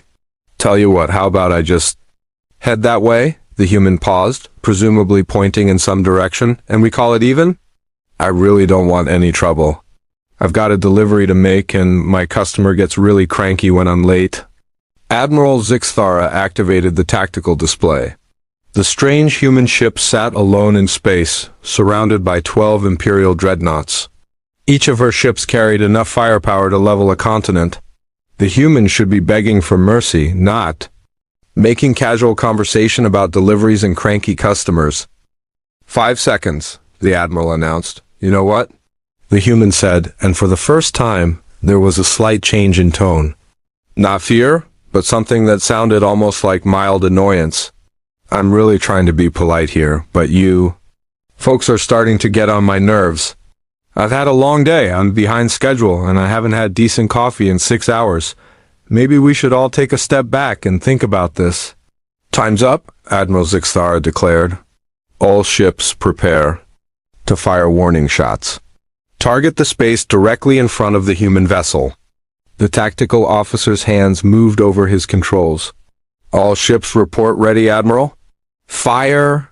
12 streams of coherent energy lanced out from the Imperial fleet. The combined firepower could have vaporized a small asteroid.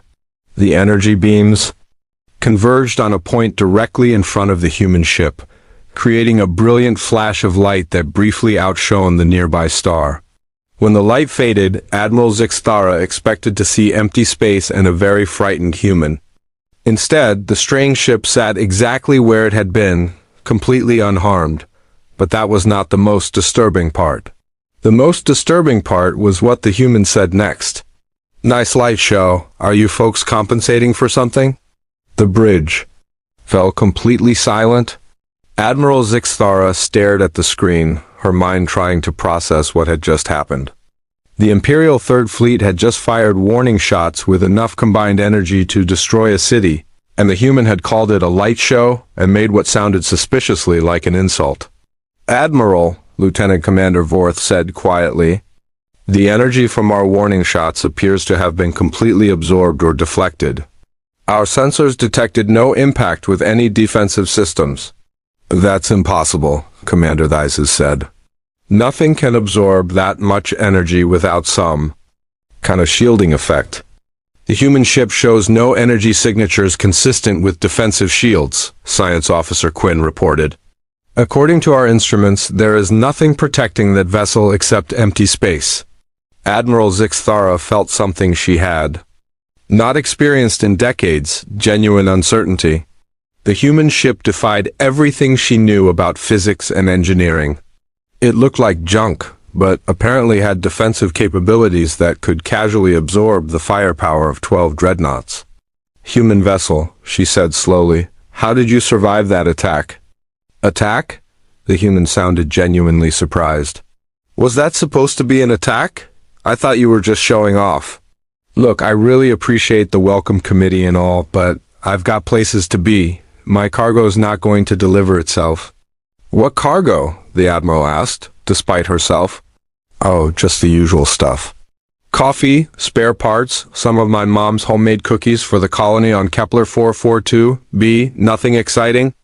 Admiral Zixthara looked around her bridge. Her officers stared back with expressions of complete bewilderment. In all her years of service, she had never encountered a situation quite like this. The human ship was impossible. The pilot was either insane or completely fearless, and nothing about this encounter made any sense according to Imperial doctrine. Admiral, Science Officer Quinn said quietly, I recommend we request reinforcements before proceeding further.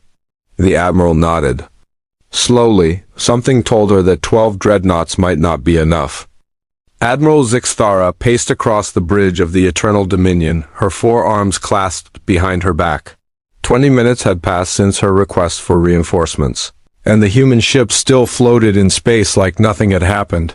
The casual way the human pilot had dismissed their warning shots bothered her more than she wanted to admit. Admiral, the 2nd and 5th fleets have arrived, announced the communications officer. The main viewing screen shifted to show the new arrivals. 36 additional warships materialized from hyperspace, their massive hulls gleaming in the starlight. Each fleet brought its own flagship and support vessels, creating a formation that could conquer most star systems. The combined firepower now surrounding the small human ship was enough to crack a planet's crust. This should make our position clear, Admiral Zixthara muttered to herself. Admiral Korath of the 2nd Fleet appeared on the communications screen. His species had scales instead of skin and eyes like burning coals. Zixthara, what is so important that you need 3 full fleets to handle one ship? That ship, Korath. Look at your sensor readings and tell me what you see. There was a pause as Admiral Korath studied his instruments. When he spoke again, his voice carried a note of confusion. These readings make no sense. The vessel appears to be constructed from scrap metal, but the energy signatures are completely wrong.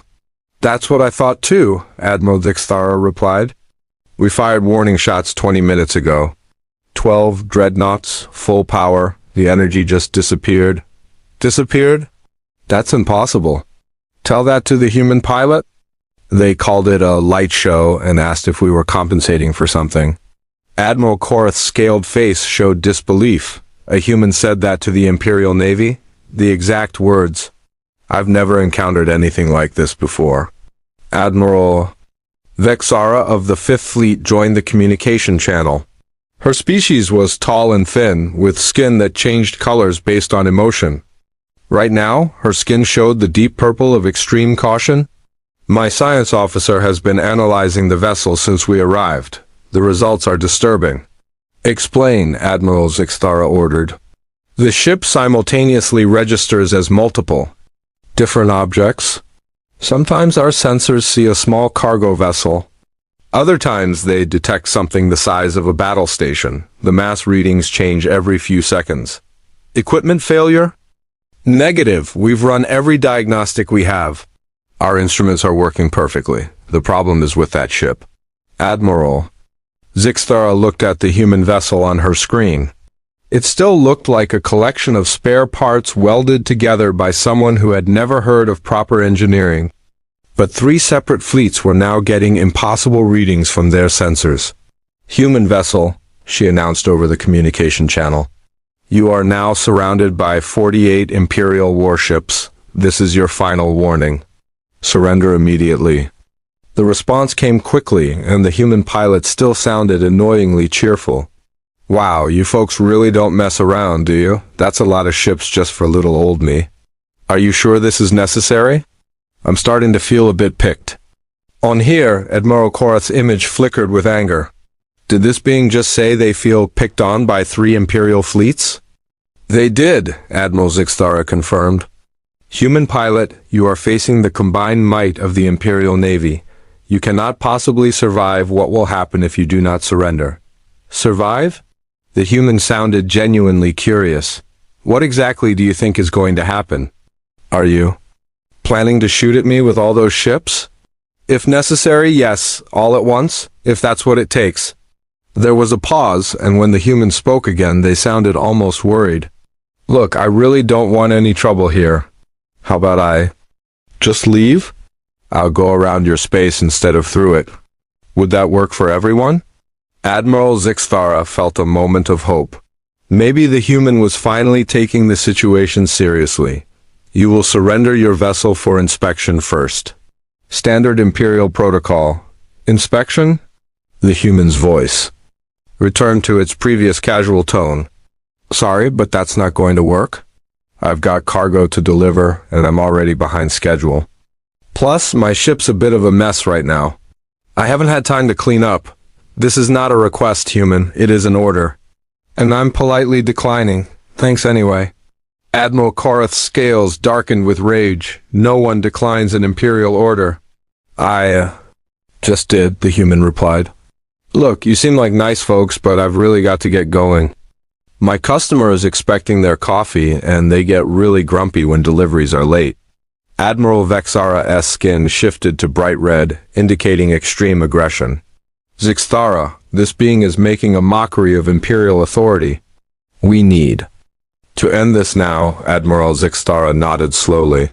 She had tried to resolve this peacefully, but the human refused to cooperate. Imperial doctrine was clear about what happened to those who defied the Empire's authority.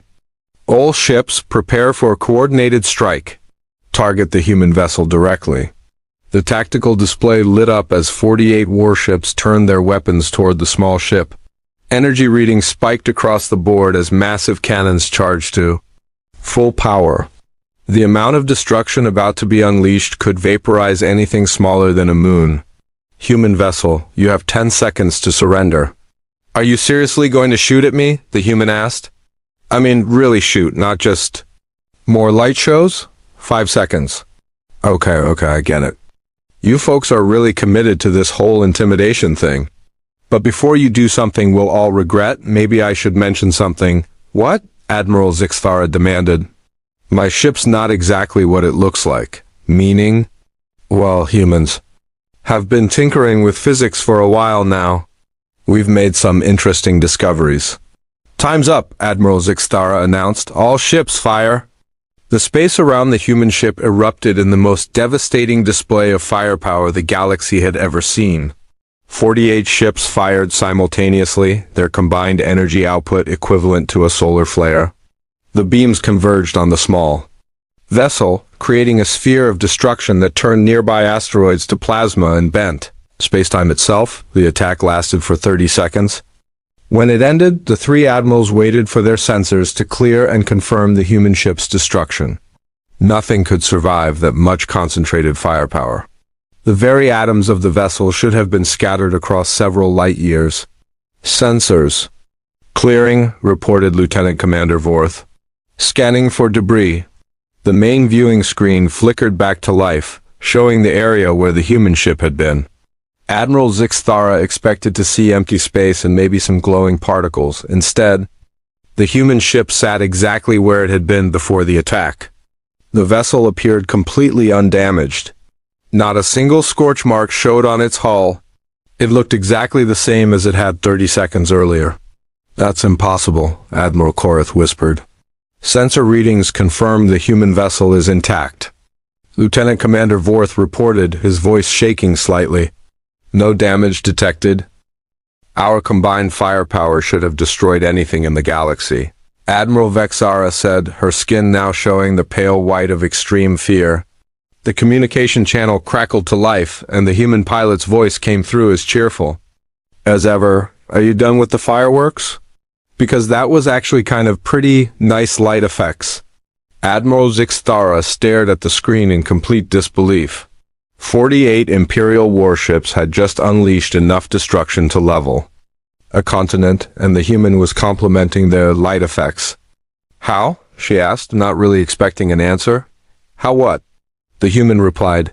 How did you survive that attack? Oh, that. Well, like I said, humans have been playing around with physics. We figured out some neat tricks. What kind of tricks? The kind that make things like this possible. Don't worry about it too much.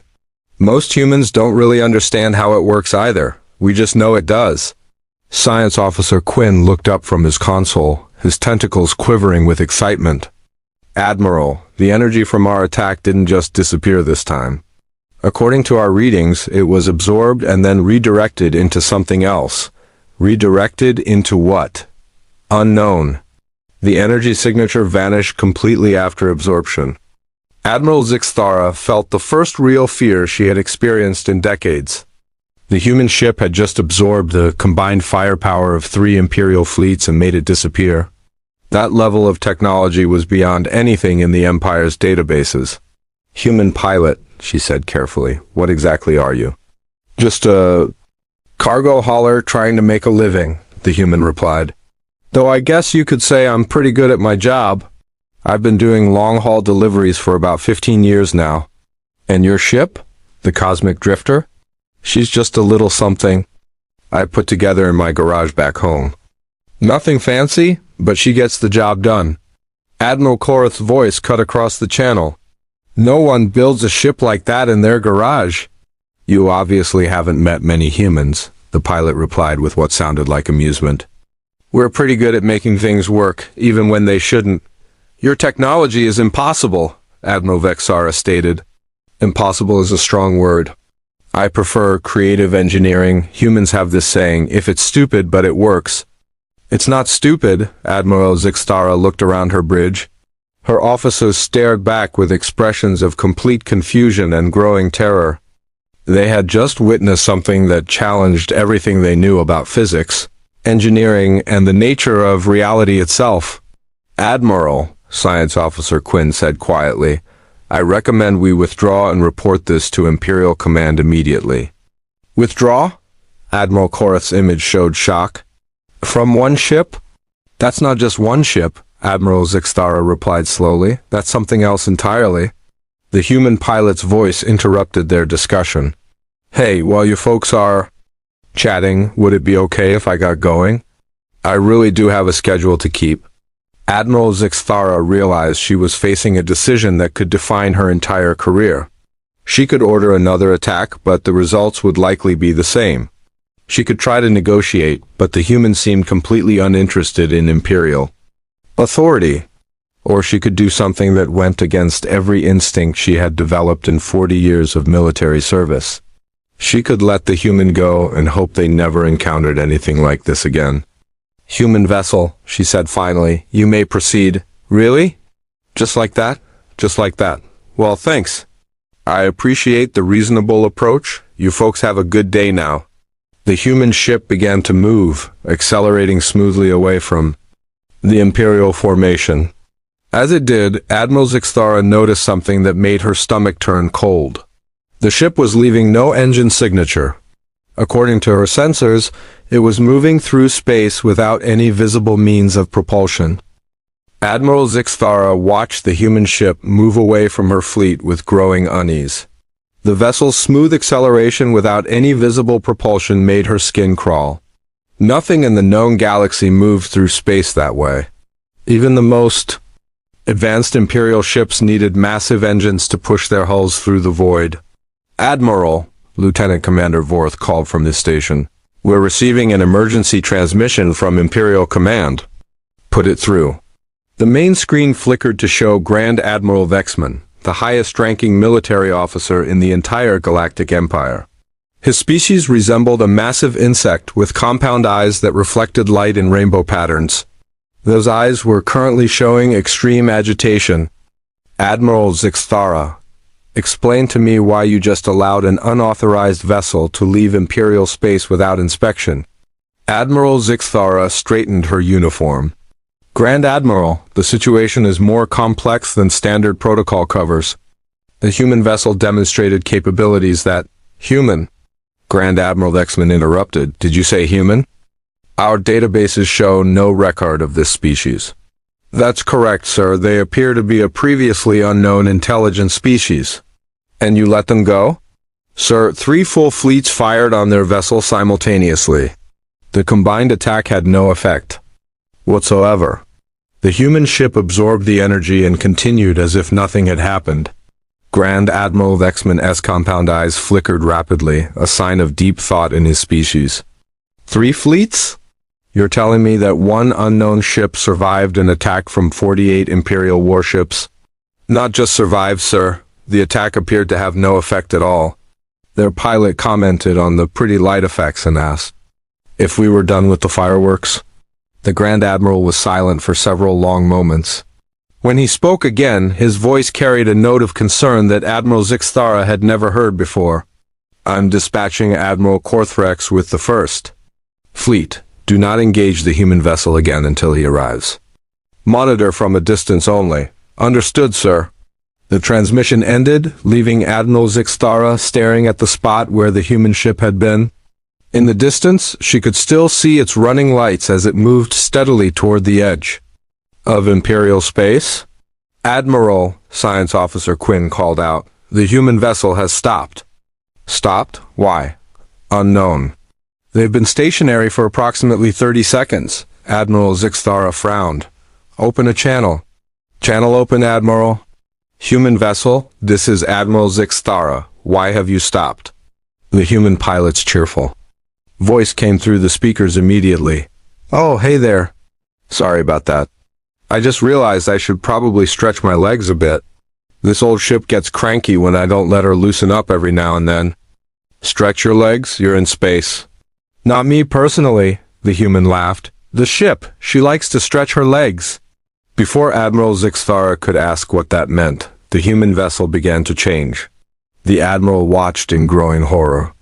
As the ship's hull started to shift and reconfigure, panels that had been flush with the surface began to extend outward. Sections of the ship that she had thought were storage compartments opened like flowers blooming in fast motion. What in the name of the Empire is happening? Admiral Korath demanded over the communication channel. I don't know, Admiral Zixthara replied. Unable to look away from the impossible sight, the human ship continued to unfold. Hidden compartments revealed themselves, extending from spaces that couldn't possibly have contained them. The vessel's hull twisted and expanded in ways that violated every law of physics Admiral Zixthara knew. What had been a modest cargo hauler was becoming something else entirely. Admiral, Lieutenant Commander Vorth reported, his voice shaking. The vessel's mass readings are fluctuating wildly. One moment it registers as a small cargo ship, the next as something the size of a battle station. That's impossible. Matter cannot just appear and disappear. The sensors don't lie, Admiral. The ship's mass is changing in real time. Admiral Zixthara activated the tactical display and immediately wished she hadn't. The human vessel now showed as a 3-dimensional maze of impossible geometry. Weapons emerged from sections that hadn't existed moments before. Engine bays opened in areas where the ship's hull had been solid metal. The entire structure seemed to exist in more dimensions than the 3 that made up normal space. Human pilot, she said, trying to keep her voice steady, what is happening to your ship? Oh, this? The cosmic drifter is just getting comfortable. She's been cramped up for the last few hours and she needs to stretch out a bit. Don't worry, she's not going to hurt anyone. Your ship is violating the laws of physics. Laws are more like suggestions when you really think about it, the human replied casually. Humans figured that out a while back. Reality is pretty flexible if you know where to push. Science Officer Quinn looked up from his console, all of his tentacles quivering with excitement and terror. Admiral, the energy readings from the human vessel have increased by a factor of 10,000. No, wait, now it's a factor of 50,000. The numbers keep climbing. How is that possible? It's not. The ship is generating more energy than a small star, but our thermal sensors show no increase in temperature. The energy is going somewhere, but we can't detect where. Admiral Vexara's voice cut across the communication channel, her skin now a pale white that indicated extreme fear. My weapons officer just informed me that the human ship now has more firepower than our 3 fleets combined. Confirmed. Admiral Korath added grimly. My tactical systems are showing weapon signatures that don't exist in any Imperial database. Some of them appear to be designed to manipulate space-time itself. Admiral Zixthara felt a chill run down her spine. Weapons that could manipulate spacetime were purely theoretical. Imperial scientists had been working on such technology for centuries without success. Yet the human ship seemed to have dozens of them. "Human pilot," she said carefully. "Your vessel appears to be heavily armed." "Armed?" "Oh, you mean the defensive systems." "Yeah, the cosmic drifter has a few tricks up her sleeve. Can't be too careful when you're hauling cargo through unknown space. Pirates and such, you know. Those are defensive systems." "Mostly, I mean, the best defense is a good offense, right? At least that's what my Uncle Jake always said. He used to haul cargo through the Omega sector before the war." "What war?" "Oh, just a little disagreement we had with some folks who thought they owned the galaxy. Nothing too serious. We sorted it out." Admiral Zixthara exchanged glances with her officers. The human spoke about a galactic war as if it were a minor inconvenience. "How long ago was this war?" "About 15 years ago, I think." Time gets a bit fuzzy when you're doing long-haul deliveries. "Could have been 20 years. I'm not great with dates." "And you won this war?" "Won? I guess you could call it that." "Mostly, we just convinced the other side that picking fights with humans wasn't a good idea. Once they understood that, things got pretty peaceful." Admiral Korath's scaled face showed disbelief. "You're saying your species fought and won a galactic war?" "Well, fought is a strong word. It was more like we showed up, demonstrated why bothering us was a bad idea, and then went back to doing our own thing. Humans don't really like fighting unless we have to." "What did you demonstrate?" "Oh, you know, the usual stuff. Better technology, creative problem solving, that sort of thing. Humans are pretty good at making things that shouldn't work but do anyway." Admiral Zixthara looked at the human ship. On her screen, the vessel had finished its transformation and now resembled something from a nightmare. It was simultaneously beautiful and terrifying, with curves that seemed to exist in impossible dimensions and weapon arrays that hurt to look at directly. "Human pilot, what exactly is your ship capable of?" "The cosmic drifter? She's a good old girl, reliable, efficient, and she's never let me down. She can haul about 10,000 tons of cargo, do about 50,000 times the speed of light in hyperspace, and she makes really good coffee." 50,000 times light speed? Admiral Vexara gasped. "That's impossible." "The fastest Imperial ships can only achieve 300 times light speed. Different engineering philosophies, I guess. Humans tend to focus on making things work first and worrying about whether they should work later." Science Officer Quinn looked up from his console again. "Admiral, I'm detecting spatial distortions around the human vessel. Space itself appears to be bending around the ship." "Bending how?" "It's difficult to explain. The ship seems to exist in normal space and somewhere else at the same time. Our sensors are detecting gravitational fields that shouldn't be possible from an object that size." Admiral Zixthara stared at the impossible ship floating in the void. Everything about it challenged her understanding of reality. "Human pilot, how did your species develop this technology?" "Develop? That's a big word. Mostly we just tinker with things until they work. Humans have this approach to engineering where we try something, see if it works, and if it doesn't, we try something else. Eventually we figure it out. But the physics is more flexible than most people think. We discovered that if you approach it with the right attitude, you can convince the universe to do pretty much anything. The trick is not to think too hard about why it works." "That makes no sense." "Sure it does. Think about it this way. If the universe is going to be weird and confusing anyway, why not make it weird and confusing in ways that help you get things done?" Admiral Zixthara felt her worldview crumbling. She had spent her entire career believing that the universe operated according to fixed laws. The human was suggesting that those laws were more like guidelines that could be bent with the right approach. "Admiral," Lieutenant Commander Vorth called out, "we're receiving another transmission from Imperial Command." "Put it through." Grund. Admiral Vexman appeared on the screen again, but this time he was not alone. Behind him stood the entire Imperial High Council, their faces showing various degrees of concern and confusion. Admiral Zixthara, our long-range sensors have detected massive spatial distortions in your area. Explain what is happening. Admiral Zixthara looked at the human ship, then back at the High Council. Sir, the human vessel has ... transformed. It appears to be capable of manipulating spacetime itself. Manipulating spacetime? That's impossible. So we thought, sir. But we're witnessing it happen. Counselor Ithgara, an ancient being with tentacles for arms, leaned forward. Admiral, what exactly are we dealing with? Admiral Zixthara took a deep breath. I believe we have encountered a species whose technology is so far advanced beyond ours that we cannot even comprehend how it works. And this is a cargo ship? According to the pilot, yes. They claim to be delivering coffee and cookies. The silence that followed was broken only by the human pilot's cheerful voice over the communication channel. Hey there, fancy ships. I'm all stretched out now, so I'll be moving along. Thanks for being patient. You folks have a great day. The impossible ship began to move again, accelerating smoothly toward the edge of Imperial space. As it did, Admiral, Zixthara realized that everything she thought she knew about the galaxy had just changed forever. Admiral Korthrex arrived with the First Fleet just as the human ship reached the edge of Imperial space.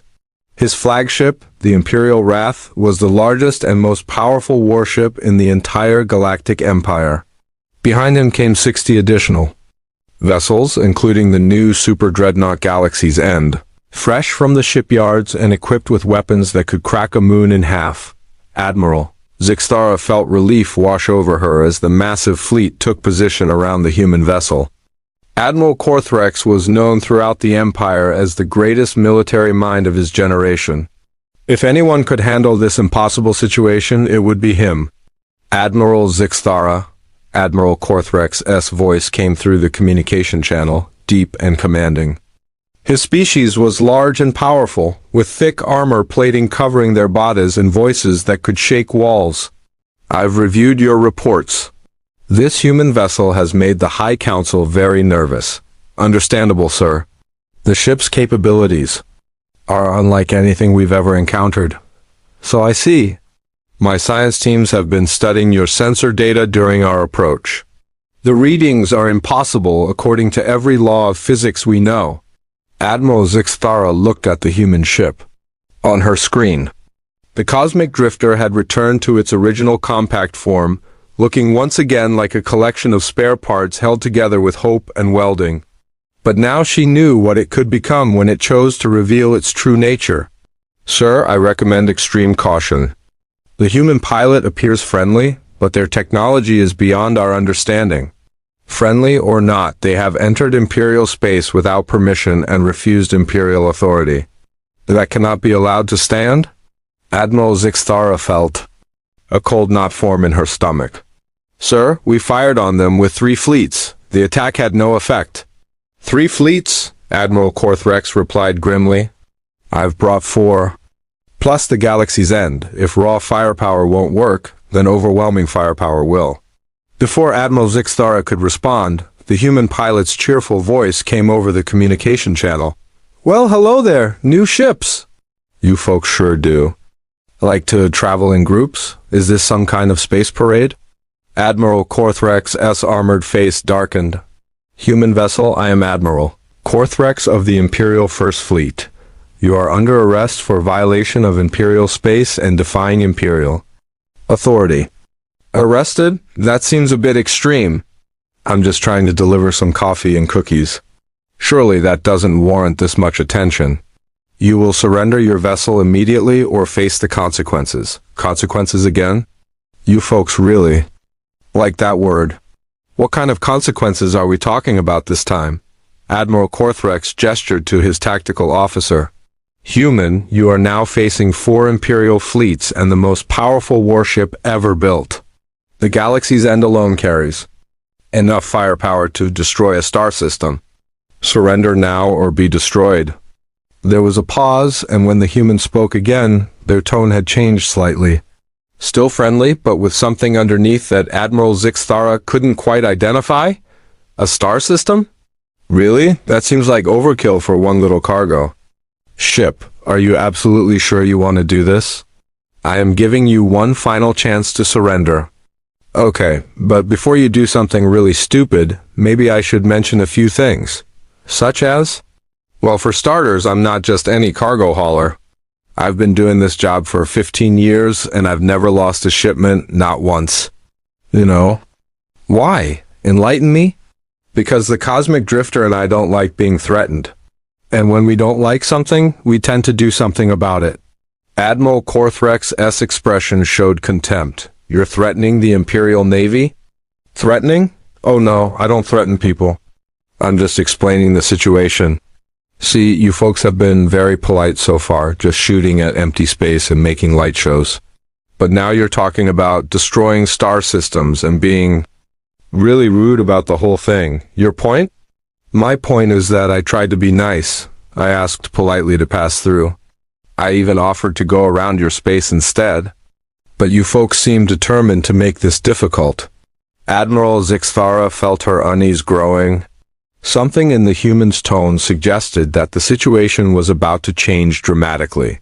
Human vessel, Admiral Korthrex announced. You have 30 seconds to surrender? 30 seconds? That's not very much time. Tell you what, how about I show you why threatening humans is generally considered a bad idea? Show us what? Oh, just a little demonstration. Nothing too dramatic. I don't want to hurt anyone. Admiral Korthrex looked at his tactical display. Over 100 Imperial warships surrounded the small human vessel. The combined firepower represented centuries of military development and enough destruction to level entire worlds. 20 seconds, he announced. Okay, here we go, the human said, and Admiral Zixthara could swear she heard the pilot cracking their knuckles. Computer, show these nice folks why humans don't like being bullied. The human ship began to glow. Admiral Zixthara watched in. Growing horror as the cosmic drifter started to emit a soft blue light that grew brighter by the second. The light wasn't coming from engines or weapon systems. It seemed to be radiating from the ship's hull itself. Admiral, Science Officer Quinn called out, his tentacles quivering with terror.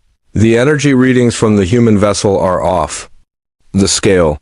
Our instruments can't measure what they're generating. How much energy are we talking about? More than our entire fleet produces, more than most stars produce. The readings are climbing so fast our computers can't keep up. Admiral Korthrex's voice cut across the communication channel. All ships, fire immediately. Do not wait for my command. The space around the human ship erupted in the most devastating display of destruction in galactic history. 100. And 8 Imperial warships fired simultaneously, their combined energy output equivalent to multiple solar flares. The attack was so intense that nearby space itself began to tear, creating rifts in the fabric of reality. The bombardment continued for 2 full minutes. When it finally ended, the local star system looked like it had been hit by a cosmic hurricane. Asteroids had been vaporized, space debris had been turned to plasma, and the very fabric of space-time showed visible stress fractures. Through it all, the human ship continued to glow with that peaceful blue light. Impossible, Admiral Korthrex whispered. Sensor readings confirm the human vessel is completely undamaged. Lieutenant Commander Vorth reported, his voice barely audible. The energy from our attack appears to have been absorbed without any visible effect. The human pilot's voice came through the speakers, still sounding perfectly calm. Are you done? Because I'd like to get started with my demonstration now.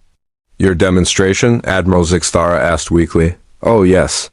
You folks wanted to see what happens when you threaten humans. I think it's time for a practical lesson.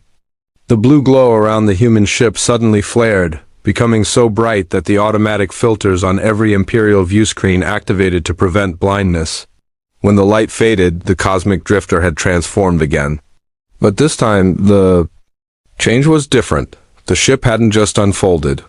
It had become something that hurt to look at directly. The vessel now existed in dimensions that the human eye couldn't properly process. It was simultaneously massive and tiny, close and distant, solid and transparent. Looking at it made Admiral Zixthara's brain hurt. What is that thing? Admiral Korthrex demanded. That's the cosmic drifter when she's mildly annoyed, the human replied cheerfully. She doesn't like being shot at. The impossible ship began to move, but not in any way that made sense. It didn't accelerate or turn. Instead, it simply appeared. Next to Admiral Korthrex's flagship, the Imperial Wrath. One moment it was 1,000 kilometers away, the next it was close enough to touch. How did you... Admiral, Korthrex began. His question was cut off as something that could only be described as a gentle nudge lifted his massive dreadnought and pushed it aside. The Imperial Wrath, a ship that massed 30 million tons, was moved through space as easily as a leaf in the wind. The vessel tumbled end over end, its crew unconscious from the impossible G-forces. Sorry about that, the human said. The cosmic drifter gets a bit playful when she's showing off. The impossible ship appeared next to another dreadnought and gave it the same gentle treatment, then another, and another. Within minutes, a dozen of the Empire's most powerful warships were spinning helplessly through space, their crews knocked unconscious by accelerations that should have killed them. Instantly, stop this! Admiral Vexara demanded, her skin showing the pure white of absolute terror. Stop what? I'm barely getting started. Would you like to see what happens when humans get really creative? The human ship suddenly split into 3 identical copies of itself. Then those 3 became 9, then 27. Within seconds, the Imperial fleet found itself surrounded by hundreds of identical human vessels, each one as impossible as the original. Which one is real? Admiral Korath asked desperately. They're all real, the human replied, and their voice now came from every ship simultaneously. Reality is pretty flexible when you understand how it works. Admiral Zixthara watched as her entire understanding of the universe collapsed around her. The human ships moved through space in formations that violated geometry itself. They passed through each other without collision, occupied the same space at the same time, and seemed to exist in multiple locations simultaneously. Human pilot, she said weakly. What are you? Just a cargo hauler, the response came from everywhere at once. Though I suppose you could say I'm pretty good at my job. One of the human ships appeared directly in front of the super dreadnought. Galaxy's End, and seemed to examine it with interest. Nice ship, the human commented. A bit overdone, but I like the engineering. Very intimidating. The impossible vessel reached out with something that wasn't quite an arm, and wasn't quite a tractor beam, and gently tapped the massive warship. The Galaxy's End, the most powerful vessel ever built by the Empire, simply stopped working. Every system shut down simultaneously, leaving the ship drifting powerlessly through space. What did you do? Admiral Korthrex demanded from his spinning flagship. Oh, I just asked it nicely to take a little nap. Don't worry, your crew is fine. They're just having a nice rest. Admiral Zixthara realized that she was witnessing something beyond warfare. This wasn't a battle. It was a demonstration of power so absolute that resistance was meaningless. The human wasn't trying to destroy the Imperial fleet. They were simply showing how easily they could if they chose to. Human pilot, she said carefully. What would it take for you to stop this demonstration? Stop? But I'm just getting started. Would you like to see what happens when I really stretch the cosmic drifter's legs? No, Admiral Zixthara said quickly. No, I think we've seen enough. Are you sure? I was going to show you the really fun stuff. Like how we convinced physics to let us build a ship that's bigger on the inside than the outside. We surrender, Admiral Zixthara said quietly. Surrender? To little old me? That seems a bit dramatic. We surrender, she repeated. Louder this time. The hundreds of human ships suddenly merged back into a single vessel, which returned to its original ramshackle appearance. The unconscious crews of the Imperial ships began to wake up, and the Galaxy's End slowly came back to life. Well, that was fun, the human said cheerfully. Thanks for the entertainment. Now, if you folks don't mind, I really do need to deliver this coffee before it gets cold.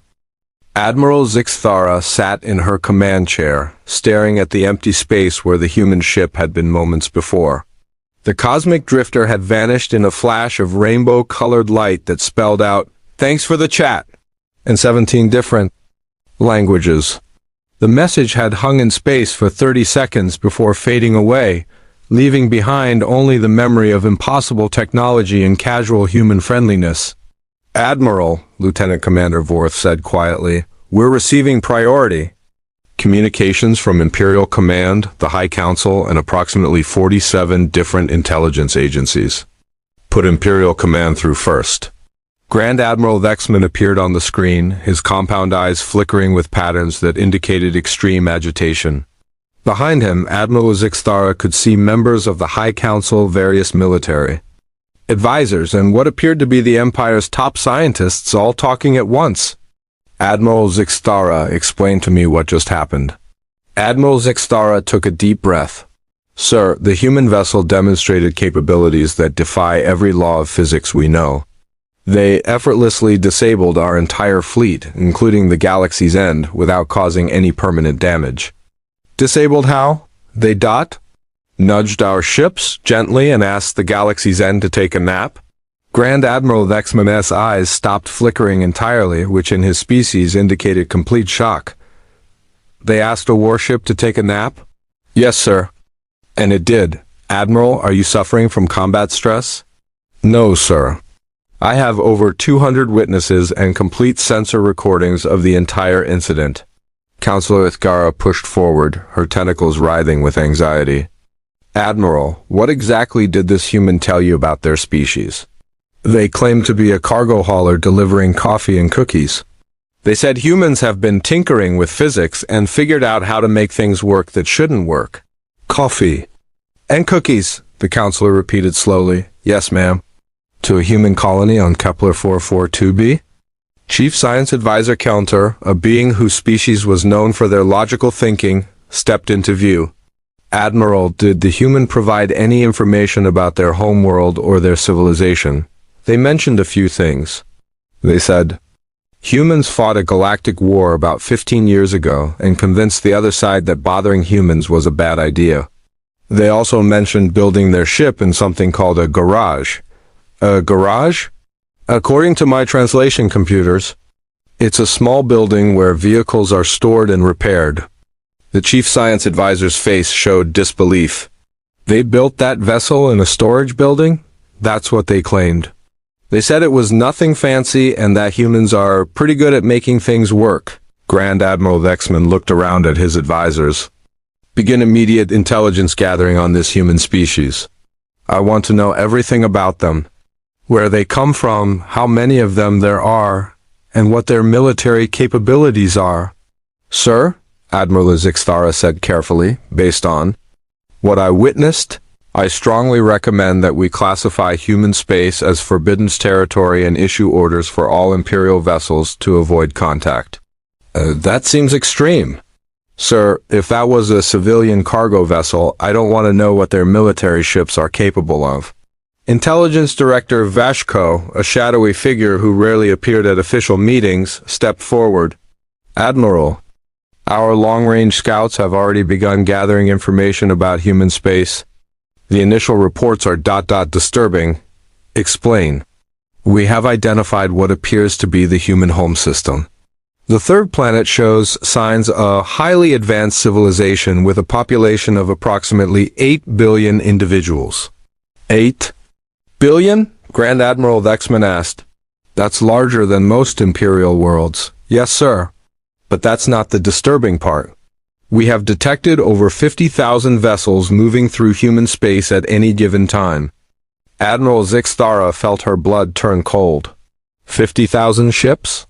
Cargo vessels, passenger transports, and what appear to be civilian craft. Based on the energy signatures, each one appears to be individually more powerful than most Imperial battle cruisers. Their civilian ships are more powerful than our warships? Significantly more powerful. And sir, we have been unable to locate any human military vessels. What do you mean? There are no ships in human space that register as military craft. No battle fleets, no patrol squadrons, no defense stations. Nothing that appears designed for warfare. Chief Science Advisor Kellner looked puzzled. That's impossible. Every spacefaring civilization has military forces. Unless, Intelligence Director Vashko said slowly, their civilian technology is so advanced that they don't need dedicated military vessels. The silence that followed was broken by Admiral Zixthara. Director, what have your scouts learned about human technology? Very little that makes sense. Human ships appear to operate on principles that our scientists cannot understand. They move faster than should be possible, carry more cargo than their size should allow, and seem to ignore basic laws of physics. Have you intercepted any human communications? Yes, and that's perhaps the most disturbing part. Based on the communications we've monitored, humans treat their impossible technology as completely normal. They discuss bending space-time the way we might discuss adjusting engine settings. Counselor Ithgara's tentacles had stopped writhing and now hung motionless, a sign of deep fear in her species. Director, what do humans talk about in these communications?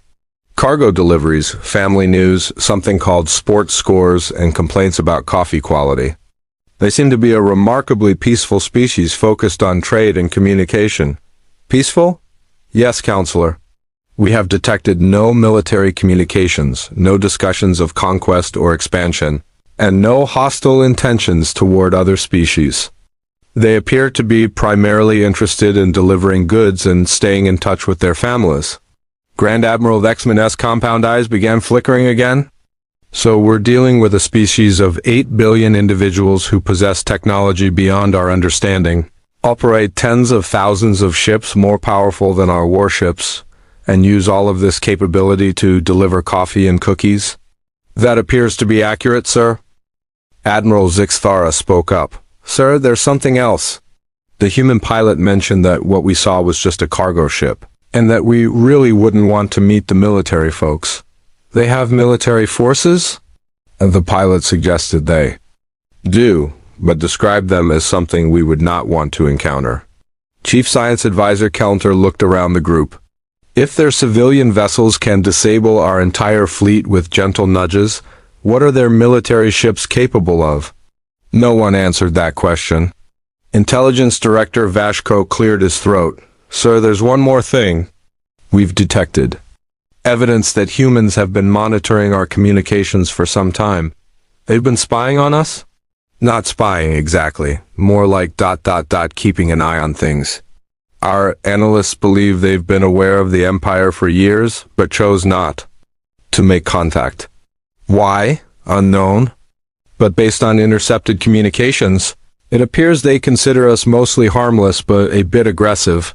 Admiral Zixthara felt a strange mixture of relief and humiliation. The most powerful military force in the galaxy was considered mostly harmless by a species that delivered coffee in ships that could rewrite reality. Grand Admiral Vexman looked around at his advisors. Recommendations? Complete avoidance, Admiral Zixthara said immediately. Issue galaxy-wide orders that any Imperial vessel encountering humans should apologize politely and leave immediately.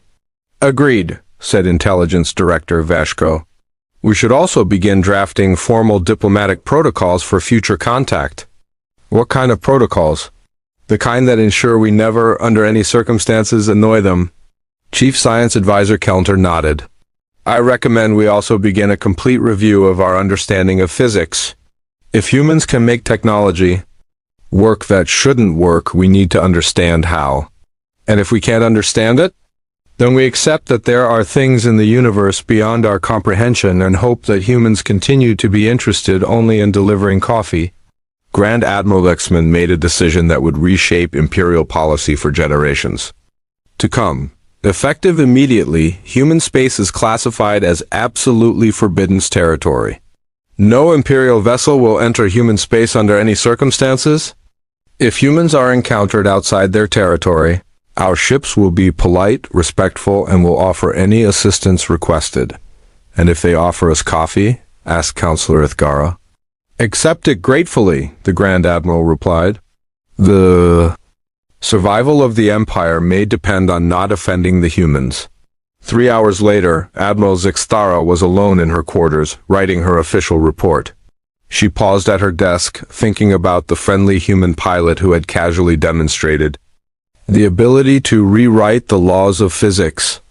Captain Sarah Chun, cargo hauler, coffee enthusiast, and probably the most powerful individual the Empire had ever encountered. A soft chime indicated an incoming message. Admiral Zixthara opened the communication channel, and nearly fell out of her chair when she heard a familiar, cheerful voice. "Hey there, Admiral. It's Sarah Chun. I just wanted to let you know I made my delivery on time." The coffee was still hot, and Mom's cookies were a big hit with the colonists. How are you contacting me?